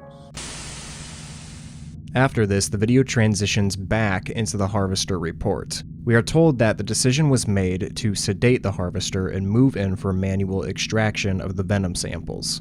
During the operation, both the Harvester's venoms were successfully extracted, those being the paralysis venom used to stun their targets, and the anticoagulant venom used to bleed the victim out. Leto's second exposure follows this. Like the first, he is exposed to the host's spores, but this time around the host is notably less irritated by Leto's presence. While in containment, he became greatly distressed, trying to force the door open and escape his holding cell. But once again, the symptoms eased, and he gave his audio and written reports. I'm much more, I'm exhausted now. My joints feel tight, and my muscles as well. There's a slight tremor in my fingers. I'm very disoriented, and my head is pounding. I'm also seeing silhouettes, and my vision is, I don't know, like if you looked at a light for too long and it gets burned into your vision. I'm getting better though. I think I should be fine to continue.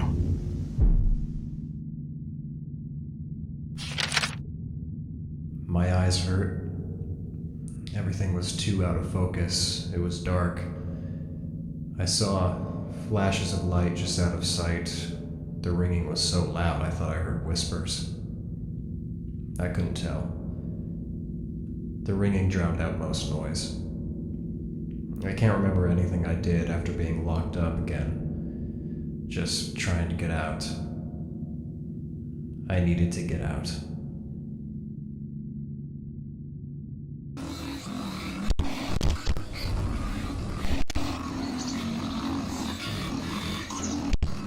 In the third stage, your body should now be almost fully relaxed. The Harvester trial continues, and Carcass has successfully produced a consistent supply of Harvester venom for themselves, although for what purpose remains unclear. By Leto's third exposure, the host has fully mellowed out, displaying no aggression at all. During his third quarantine, Leto repeatedly hit himself against the door of his holding cell as a means to escape. Due to the risk of physical harm, he was promptly restrained to the bed. Once the symptoms subsided, he insisted that he wanted to continue. It feels numb, like pressure. It's not bad. It doesn't hurt. I don't think so, at least. I remember something. I can't pin it though. Like remembering a dream. It was bright. It was nice. I felt important.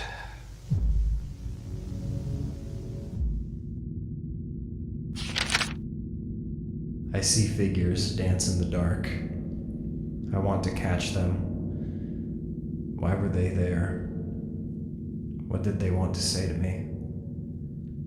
I couldn't hear their whispers. So much ringing. I need to hear what they said.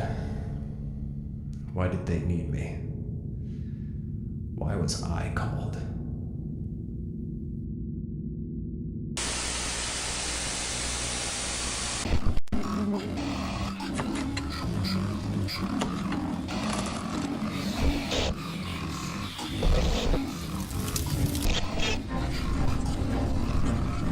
And finally, in stage 4, something strange happens.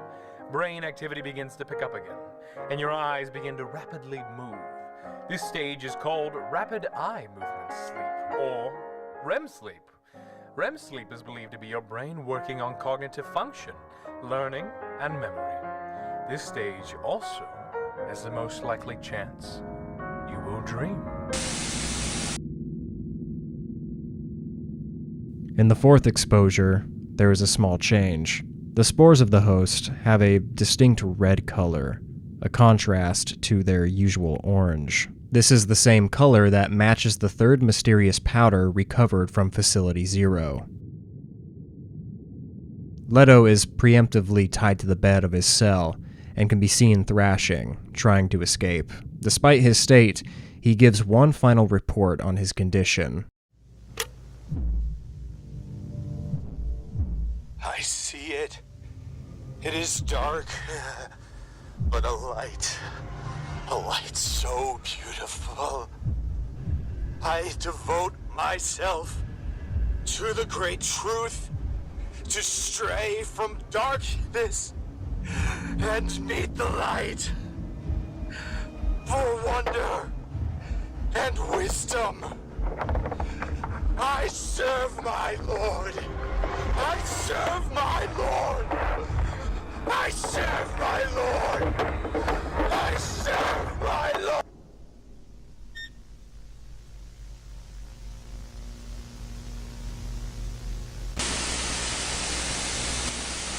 But what are dreams?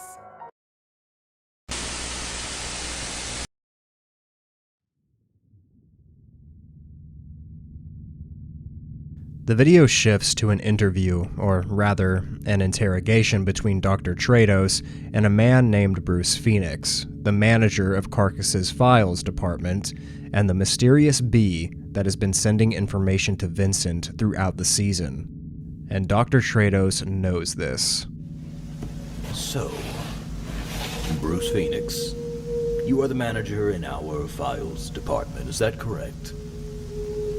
Yes. I, organize documents, process reports, tapes, files, mainly with our experimentation unit. The reason I ask is because I believe there have been some issues recently with your department. Have you noticed anything? No. I don't think so. Really? Nothing at all? No. It seems to be in order to me. Why? Well, I ask because we had a look through our documentation and noticed some inconsistencies. We noticed that there has been some tampering with some particular documents. Classified documents. Nothing too big, but it seems someone's been covering some things up. Well, you are the head of that department, so we thought you would know something. Are you sure you don't know anything? I'm sure. I'm sure too. You know, loyalty is an important part of how we work here. We handle some important things, classified things we don't want getting into the wrong hands. So when we find out that someone has been smuggling documents behind our back, that is awfully concerning. Especially when that person, I don't know, is lying right to my face. I'm not lying, sir! Stop! Especially when we have them on video. Which leads me to ask, why are you taking tapes out? I can explain! I was just... Stop! I don't need to know what you were doing with them, but I do need to know one thing. Who are you sending them to? No one! Who are you sending them to? Please, sir, listen! I was just organizing them and I had to move them! Who are you in contact with? Marshall, please! I'm not lying! We are past that, Bruce. Why do you think this was acceptable? What you were doing threatens national security. You are actively threatening the progress of the human species. No! I'm trying to save the human species. What we are doing here is wrong! It's those things! They have brainwashed you! They are messing with your judgment. Safety protocols, basic upkeep, reckless experiments. This isn't progress! This is madness! You're becoming like those monsters who worship them! Please, Marshall. We need to stop. While fully aware of the consequences, Bruce refuses to reveal Vincent's identity. And this leads to, well, a pretty horrific sequence, I won't lie. If you watched some the tapes of the experiments we do. It's interesting, some of the things in there. Did you know, in harvesters, that both of the venoms they inject are lethal? The neurotoxin doesn't just block the nerve signals, it directly attacks each nerve, causing sudden paralysis in muscles, moving deeper into your vitals. But for each nerve that dies, you feel every single thing. But all you can do is sit in silence as your nerves burn away until your heart stops beating, your lungs stop breathing, and your brain shuts down. Fortunately, usually the other venom causes you to bleed out first. Sir, what are you doing? Fortunate indeed. Sir, please. No, please don't. Don't, please don't. No. I'm sorry, Marshal. No, please.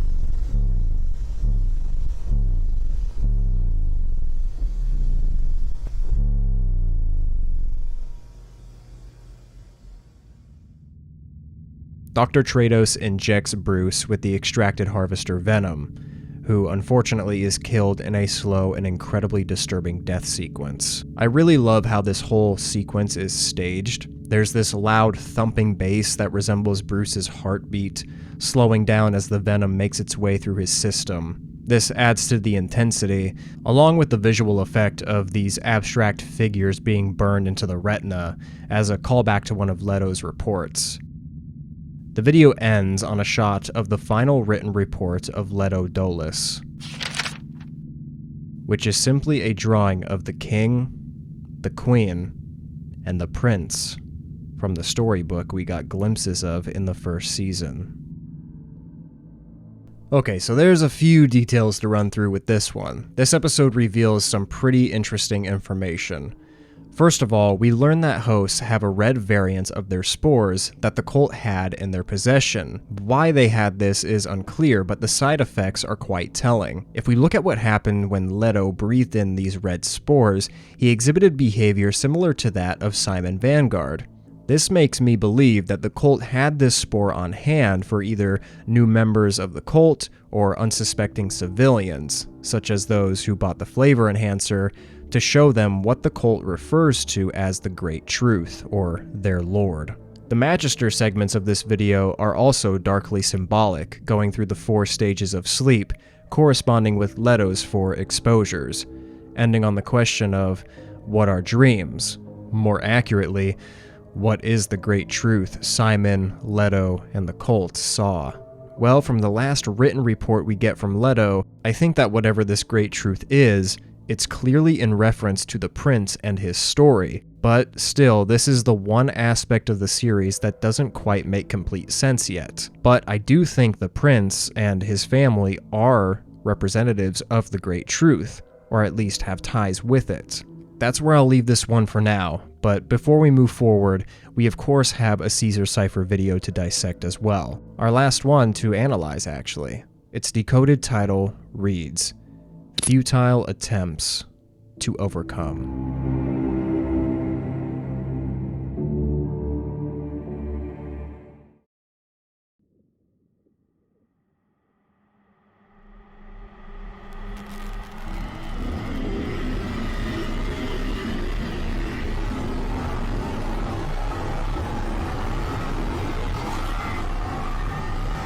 Yeah, I don't know, guys. This might be the most horrific and demented video to come out of this series, and I'm all for it. In it, we get flashes of mimic faces, human faces with flesh being melted off to the bone, and an image that resembles the family photo from Species Anomaly Report, aka the Harvester video that woke a lot of people up when they fell asleep watching my 1 hour 40-minute video thinking there wouldn't be any horrific sounds of a child being digested alive. Yeah, I'm still sorry about that. This is interesting though, because with all the imagery we're given in this video, it seems to be directed towards Vincent, all but confirming my theory that he was the child in that picture, and the last remaining member of his family. His mother and sibling were killed by a harvester, and his father was killed by a mimic. This video addresses his survivor's guilt, as when played in reverse, you get this message.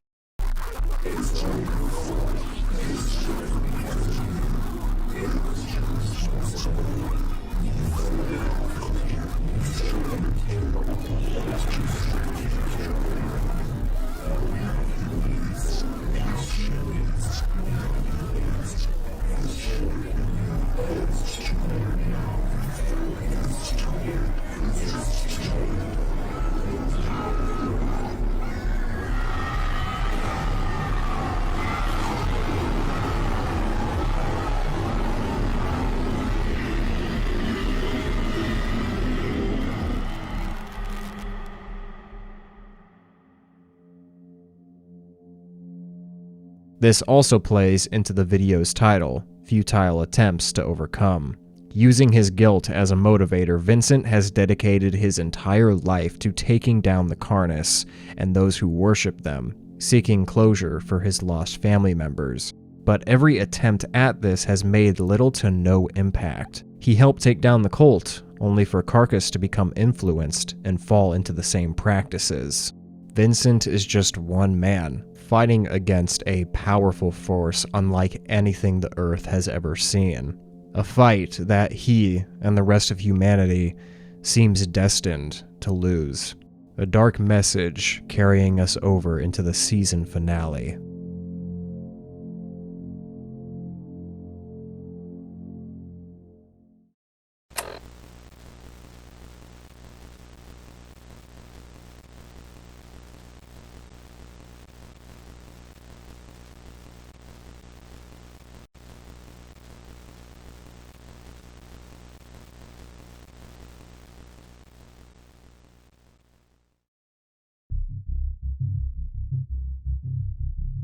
As a callback to the season opening, the finale opens with a barrage of news reports. More regions along the west coast have become inaccessible. As protests cool off, production has returned back to its original profits. Nationwide air quality alerts as smoke begins to spread.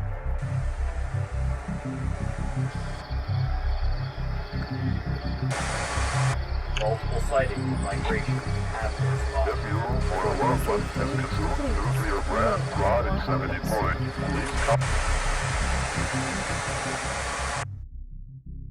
Mimic sightings, harvesters on the move, wildfires, the long-term effects of the flavor enhancer, showing us how not only are the stakes rising within Carcass itself, but around the world as well. Things are changing, building up to something cataclysmic. After this, Vincent starts a new log, showing us the last of Bruce's collected material. The first is a summary sheet from June 20th, 1995. In it, we see the results of proximity tests between the different Carnis species. A meat snake refuses to consume a trimming sample when presented. Mimics also show no opposition to one another, and even when starving do not attack trimmings. A harvester also ignores a trimming that is placed directly into its containment chamber. We also learn that they can swim and are actually not connected to a hive mind. The only classified information is in reference to some abnormal crawl samples. Next we hear an audio interview taken from March 20th, 1991, in which the Alpha Team leader describes the raid on Facility Zero. I was tasked with leading the Alpha Team into Facility Zero and capturing multiple items of interest. The mission was a success. All items accounted for, only hostile casualties. But something wasn't right. The mission went smoothly. Too smooth. There were powerful people in there. Some seriously important people, but there were less than a dozen armed guards in the entire facility. It was all so convenient. Why was it so easy? He describes how oddly convenient the operation was. There was little to no opposition, and everything went smoothly. It was almost too easy. After this, we are shown another summarized report taken from June 20th, 1995. The report lays out the general upkeep and maintenance of the Carcass facility. In it, we learn that there has both been an increase in seismic activity and Carnis species gathering around the facility, something Bruce brought up in one of his messages to Vincent. One line stands out though: a planned expansion for the experimentation and assembly of something referred to as Stage 2, a proposal made by the Singularities themselves. The second to last point in this document is the darkest. Any Carcass employee showing a noticeable decline in performance is flagged by the Singularities, who all recommend termination. This is, presumably, what we saw happen with Bruce and Dr. Brones. Then the video reveals blueprints for something called the Weaver Satellite. From what we can make out, it uses crawl as a resource and is capable of transmitting radio waves up to 500,000 kilometers per second. That's about 67% faster than the speed of light. Don't even think about it. What this means for the device is that this thing will be transmitting a message incomprehensibly fast and far. Another schematic shows us something called the crawl cable intake adapter, basically showing us a more detailed look at how the crawl is used in this machine. The next shows us what's referred to as the gateway, a large device shaped to appear like the Carnis triangle. In the center lies something called a keystone ignition, which the video shows us in greater detail in the next schematic. Then the video shows us a letter. Dear Dr. Marshall Trados, it has come to our attention that you have managed to achieve something great. We understand that our previous interactions have not been ideal. We are willing to move past our conflicting past and move forward in light of this new achievement. And what an achievement it is indeed. Your facility managed to do what we have spent the entirety of our assembly's lifetime dedicated to in a matter of 2 years. We have underestimated you yet again. We understand that you had the honor of communicating with the entities themselves. How blessed you are to be in the presence of such greatness. You have seen it too, haven't you? They have shown you their divine will, the great plan. We know you are assisting them in the construction of their tools, and we would be honored to give our full, complete support and fidelity. For we both now follow the will of the Master. We are happy to once again work towards this common goal together. For wonder and wisdom, we serve our Lord. This clearly is a letter from the remaining New Trier cult members complimenting Dr. Trados on his work and offering a partnership. Two opposing forces now joining hands for the destruction of the world. With this knowledge, Vincent gives his final log a title. Destroy Carcass.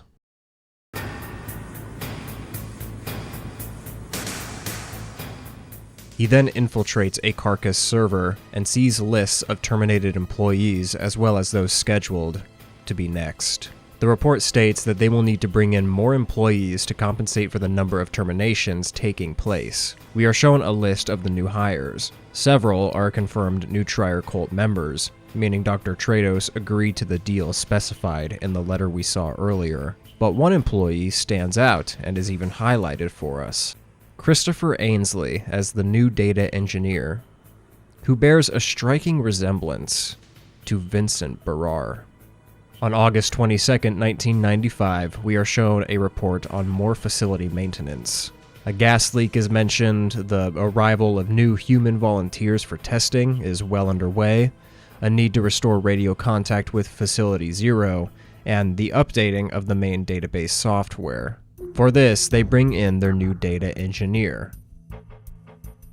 Making sure that everything fits well into the new software. Sir, there's been progress with communications with Facility Zero. Wait here. We will continue this when I get back.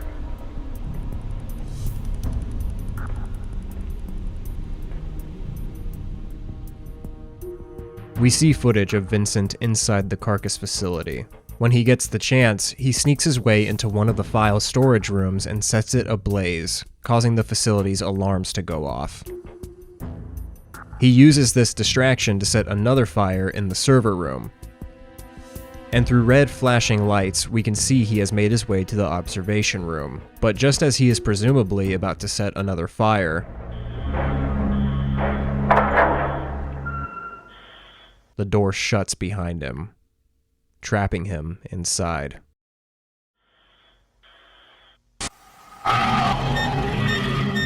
Causing trouble. Little hug. Your effort is paid. We see you. We know you. You had no choice, didn't you? Realism cause irritating, pestering, sniffing distinctions. But I see beyond. I see potential. I look past what is. And look for what can be. We watch you grow and rise. Why overlook such a promise? And so far, that's all we can see. Just empty promise. The species fails to see. Fails. Craves to be guided. And rightly follows. But you, Little dog, you have shown us otherwise. You had no chance. but also no choice. Didn't you? You did what had to be done. Taking action. I respect that greatly. Be proud of yourself. We stand out on this side, sharing this. Curse. I praise you.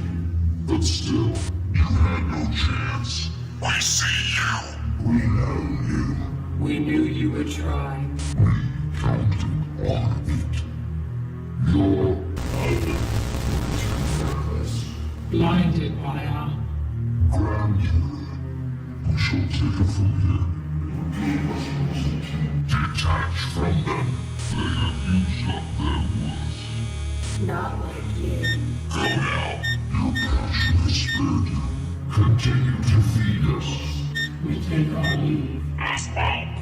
Much to be done. Still, much action to do. This leads to a brilliant sequence in which the singularities talk directly to Vincent. Images flash on screen. Vincent's wanted poster, an article detailing the Harvester attack on his family, another detailing the apprehension of those responsible for the first Vita Carnis documentary video, directly tying Vincent to its production. Bruce's messages, Dr. Brown's body, a scrap from the article about his father's death being labeled as suicide, right before a mimic's face is shown on screen. The singularities describe humanity as promising. Flashes of space exploration and scientific advancement accompany their words, but they also describe this promise as hollow, that humanity craves to be guided, even when it leads to their destruction, showing pictures of nuclear weapons and mass destruction. However, the singularities state that Vincent's drive to oppose them has garnered him respect, and has given them a reason to detach from those who have blindly followed their orders up until this point. Dr. Trados, Simon Vanguard, Neutrier, and Carcass have all outlived their worth. The singularities let Vincent go, believing him to still have some worth. And then something insane happens. The Carnis species all around the facility rise into the air and dissolve into small particles. From outside the facility, a news helicopter reports live from a safe distance.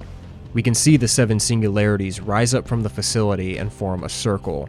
The particles of the Carnis rise into the air along with 2 gigantic meat snakes and become absorbed into the singularities.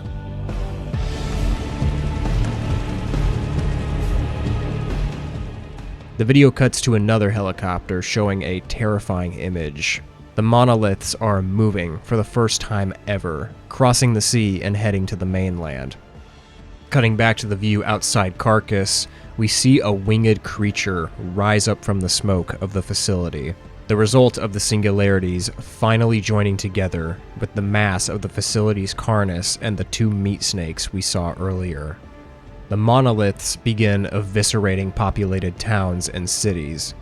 No one is safe. They march toward the winged beast until eventually they collide. This collision sends out a massive blast, affecting the camera's quality. But the final image we can make out is a haunting one.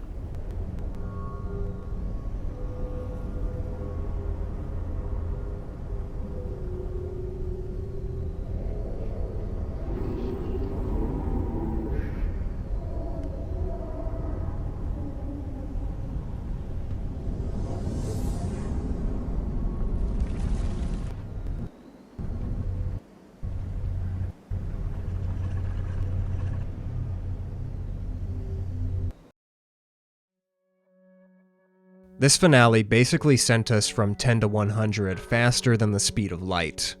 The final form we see rising up from the earth is likely the winged beast after it is morphed with the monoliths. I believe this thing is actually called the Merged, at least that's what the wiki says, so that's how I'll be referring to it. This is the first and only time we see this thing, as, well, this is the ending of Season 2, and we're gonna have to wait until Season 3 to see what's up with it. I think what it could represent is most likely one of the royals from the prince's story, possibly the king, with the shape of its head looking like a literal crown, but this obviously can't be confirmed. One of the most confusing mysteries still left up to interpretation in this video all deals with what the Singularity's end goal actually is, and what it has to do with the Weaver satellite Carcass was building for them. I just don't really see the connection between this and this. It's also odd that the Singularities just let Vincent leave. Like, if they wanted to use him later on, how do they expect a normal guy to survive something like this? They must really have a lot of confidence in this guy. To be fair, he's gotten pretty far on his own. In all seriousness though, I am interested in what the Singularities have planned for him, if they have anything planned at all. Maybe their thought process was that they had already won, and there's really nothing Vincent or anyone else can do to stop what's coming, so might as well let him live a little longer out of respect. Where the series goes from here is going to be very interesting, and I'm honestly scratching my head at where it will all end, but I'm sure Darian has something good cooking. With all of this out of the way, let's go ahead and dissect the full story of Vita Carnis. For this segment, I'm going to cover my interpretation of, well, everything. The Prince's Tale, along with Season 1 and Season 2.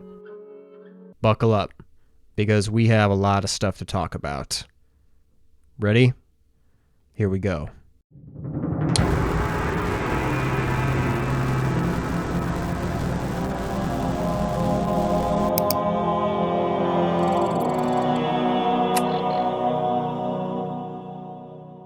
Let's begin with The Prince's Tale, because I'm pretty sure this is where the story of Vita Carnis actually begins. To recap, the story describes a faraway kingdom ruled over by a royal family. A king, a queen, and their son, the prince. Their unity symbolized by a red triangle emblazoned across their banners. Together they travel land and sea, expanding their knowledge and deepening their magical abilities. During one such voyage, the prince is swept away by a great storm, eventually washing ashore on a distant and mysterious island. He wanders until he finds a cave, where he falls into a deep healing sleep. He sleeps for what seems like forever. The land changes around him, eventually looking unrecognizable by the time he is awoken. The island is inhabited by small creatures known as the Island Critters, who discover the prince still deep in his sleep within the cave. Awestruck by the prince's magic, they begin to slowly feed him, nourishing him back to health. When the prince awakens, the critters show him their world. They explain that they are in a time of hardship. Their forest is struggling to keep them all fed, and they ask the prince for help. For what happens next, I'll quote the story directly. The prince stood back, waved his arms, and before him grew a bright light. Mystical shapes and colors, lights and figures. The critters were struck with awe. Such sublime brilliance. The prince concluded with his display, He vowed with the power he holds and with the help of his kingdom, he shall heal their home. After this, he gathers what he can and sets sail for home, vowing to help the critters once he returns. We can see from a secret page that is ripped, he does return home to the king and queen, and we are left to speculate on what happens next. In my previous video, I believed the prince to represent the Vita Carnis, or the power that brought them to Earth, and the critters to represent humanity. I still believe this is the correct interpretation, but with a few new refinements. I don't think the prince is literally the Vita Carnis. Instead, I think that he and his parents are different entities entirely, possibly extraterrestrial, or even something more divine. Their true nature is never explicitly stated, and that ambiguity feels intentional at this time. The critters, meanwhile, could represent early humanity, or just nature itself. Something vulnerable and in need of intervention. One thing that seems pretty clear, however, is that the island the prince lands on is the island in Hudson Bay. While the story never explicitly states that the prince lands on Earth, the whole passage of time and the description of the world changing around him as he sleeps suggests that he landed on the island and remained there for an unknown span of time, but a large one nonetheless. This makes me think about how early Earth looked a lot different from what it does today. When the critters awaken him, they ask for help. In response, the prince shows them his magic, a brilliant display that leaves them in awe. And it's important to highlight how the story describes the prince's magic. A bright light with mystical shapes, colors, lights, and figures. These descriptions closely mirror what we hear from Simon Vanguard and Leto Dolus, individuals who, through exposure to the host's spores, appear to get a glimpse of the prince's magic, also known as the Great Truth or the Great Light. And then, this is when a question was raised in my head. What if the prince's magic wasn't just a vision, a display, but a mechanism? It's possible that this magical display the prince's tale describes is actually the creation of the singularities, left behind on Earth to generate Crawl and start the evolution of the Carnis as the prince departed. Even the appearance of the prince's magic in the illustration resembles the dark red and black colors of a singularity. And this would still reinforce the fact that the Carnis ecosystem itself originates entirely from Earth. I really like this theory, but I can't be sure it's correct. We know the Carnis only started appearing in the 1930s. And if we stick with the interpretation that the prince landed on Earth while it was still in its time of infancy, then the creation of the singularities would have had to happen way before the 1930s, leaving us to wonder, what were they doing with all that time in between? Another interpretation is that the prince's story isn't necessarily a retelling of past events, but rather a prophecy for everything we are seeing in the series. And while that's cool, I struggled to believe that this is the correct interpretation. This uncertainty becomes even more pronounced when we consider the actual finale of Season 2. The massive winged entity that emerges could very well be the prince himself, or something meant to herald his return. I don't know what else it could be at this point, but again, this makes me question why the Singularities had Carcass build the Weaver satellite in the first place. A device I understand as being able to send a message far and fast, meaning the Singularities needed Carcass to build a device capable of transmitting a signal faster than the speed of light because someone or something out there is meant to receive it, reinforcing the idea that the prince and his parents are out there somewhere in the cosmos, just watching and waiting. To be honest, at this point, I don't think we're meant to fully solve the prince's tale, at least not just yet. Hell, it might even be left up to interpretation by the time the series wraps up. Whatever the prince is, his story isn't quite finished, and neither is ours. Let's move on to the timelines of Season 1 and 2. Starting with Season 1.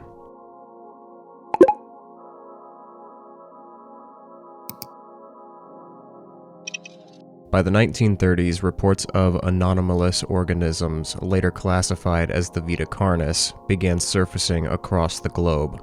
Throughout the years, their numbers steadily increase, and as the world is thrusted into World War II, their population begins to spike dramatically.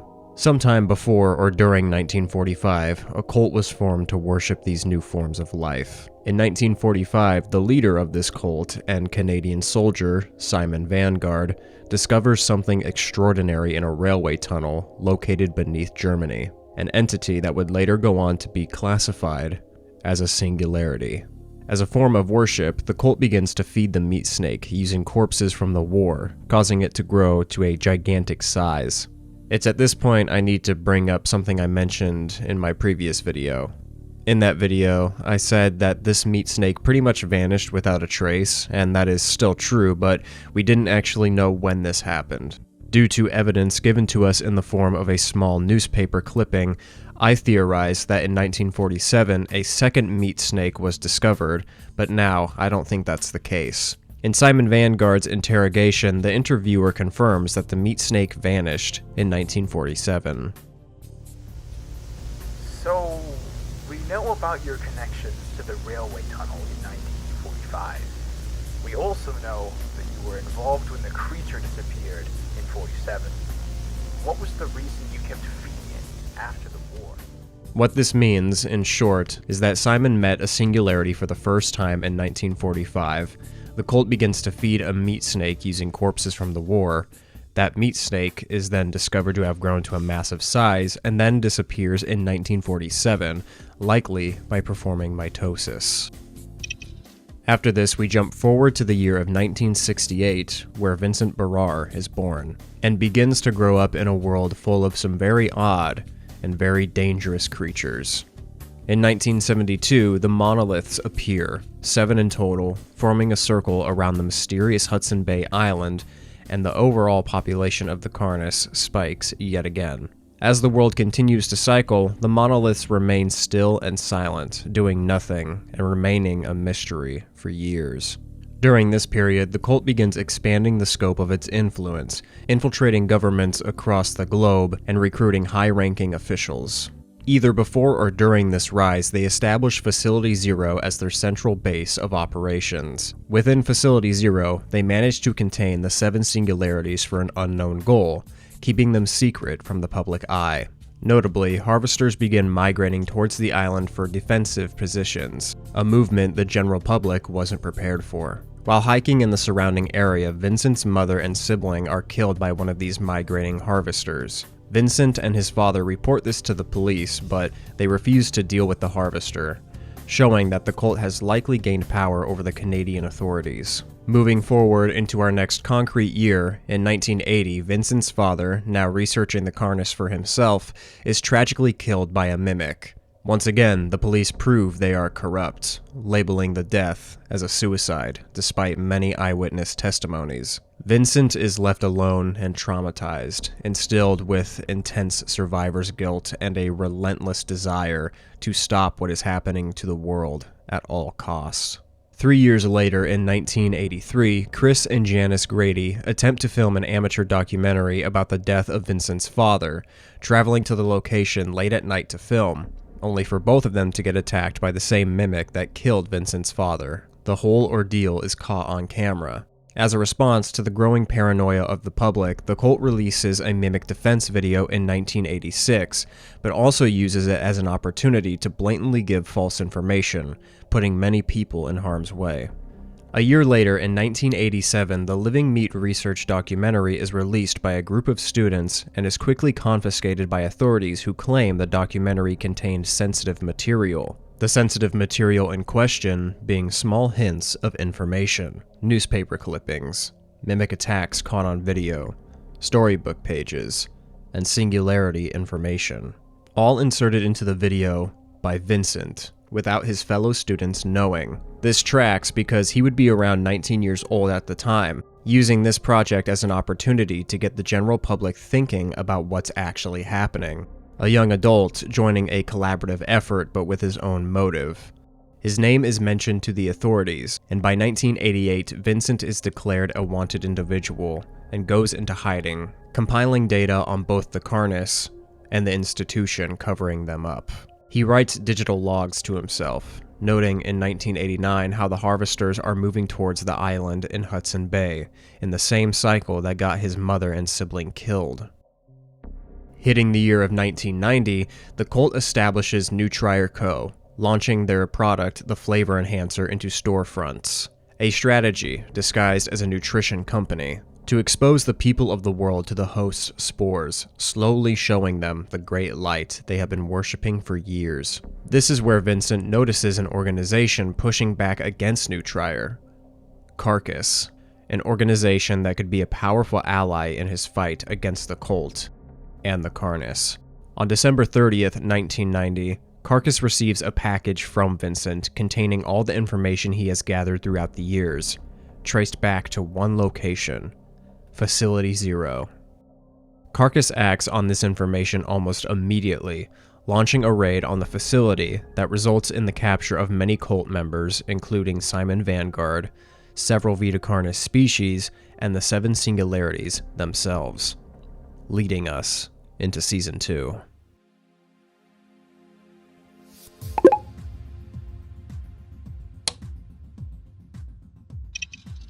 After the identities of the cult members are revealed, public outrage fills the streets, and New Trier is promptly shut down in wake of the backlash. On January 5th, 1991, Simon Vanguard is interrogated.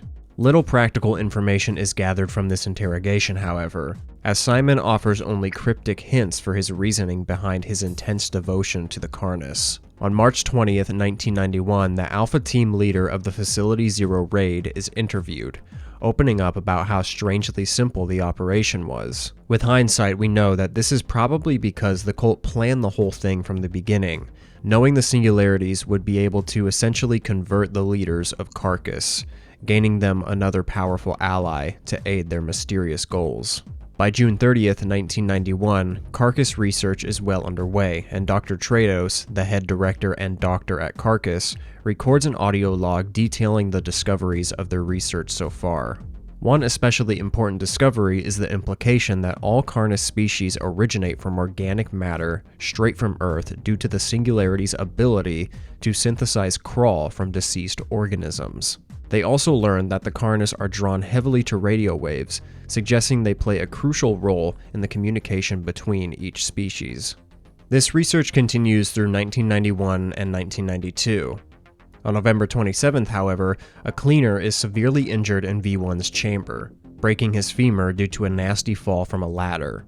When medics arrive, V1 as well as the other Singularities begin acting in erratic fashion, causing a facility-wide blackout. During an inspection of V1's chamber during the outage, a guard's radio begins to pick up interference coming directly from V1, and this leads Dr. Trados to the discovery that he can directly communicate with the Singularities through radio, and after some conversations with them, he becomes completely obsessed with continuing the research. So much so that he orders other faculty members to give the Singularities what they request with no questions asked.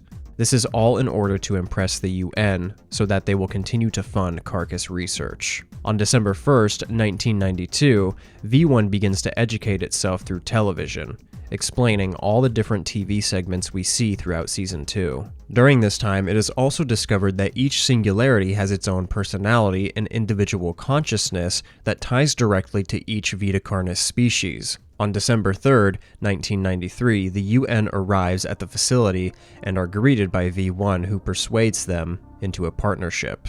This works, and 2 years later, on September 22nd, 1994, Bruce Phoenix, the manager of Carcass's filing department, begins to see the dark path Carcass is heading down and agrees to start leaking information to Vincent in an attempt to get outside support. On October 2nd of the same year, Dr. Brones gets the okay for his field project and is killed by an elder mimic in the same region where Vincent's father died, along with Chris and Janice Grady. The reason Dr. Brones was left to die is because the Singularities have begun to suggest terminating certain faculty members to Dr. Trados, who willfully goes along with the Singularities' suggestions. During all of this, Bruce continues to smuggle files to Vincent, eventually asking him to check on Dr. Brones. Vincent goes back to the area his father was killed and discovers Dr. Brones' body, as well as his hidden video recorder, making sure to note in his log to Bruce that all other equipment was taken from the area, meaning his death was orchestrated, further escalating the consequences surrounding the discovery of their hidden correspondence. By April 3rd, 1995, seismic activity begins to increase at Facility Zero and the Carcass Research Facility. Upon the request of the Singularities, Carcass also begins constructing the Weaver satellite and the Gateway, documented in schematics sent to Vincent from Bruce. This is also when the new Trier cult sends Dr. Trados a letter, officially forming an alliance. Sometime after July 1995, Dr. Trados realizes that Bruce has been secretly leaking classified documents to an unknown person outside of Carcass. When interrogated, Bruce, rather heroically, doesn't give up Vincent's name, and Dr. Trados murders him. In August of 1995, Vincent devises a plan to infiltrate Carcass and take them down. Disguised as a data engineer, he sets fire to many rooms in the Carcass HQ. However, the Singularities stop him from getting too far, and surprisingly, spare his life, respecting his ambition to defy them. With this, the Singularities set in motion the final stage of their plan. They rise up out of the facility and become the Merged, a winged creature that makes for the skies, abandoning their alliance with Carcass and the cult. It's also at this time that the monoliths begin mobilizing, crossing the sea and wreaking havoc on populated areas before the Merge collides with them, either creating or bringing forth a mysterious Lovecraftian entity.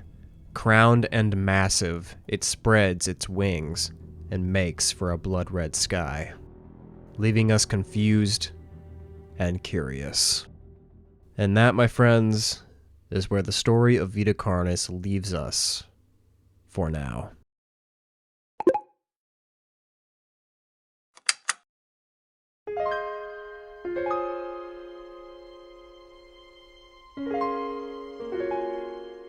Season 2 of Vita Carnis really surprised me with how engaging and creative it was. There were multiple times I found myself just marveling at the amount of work that went into this season.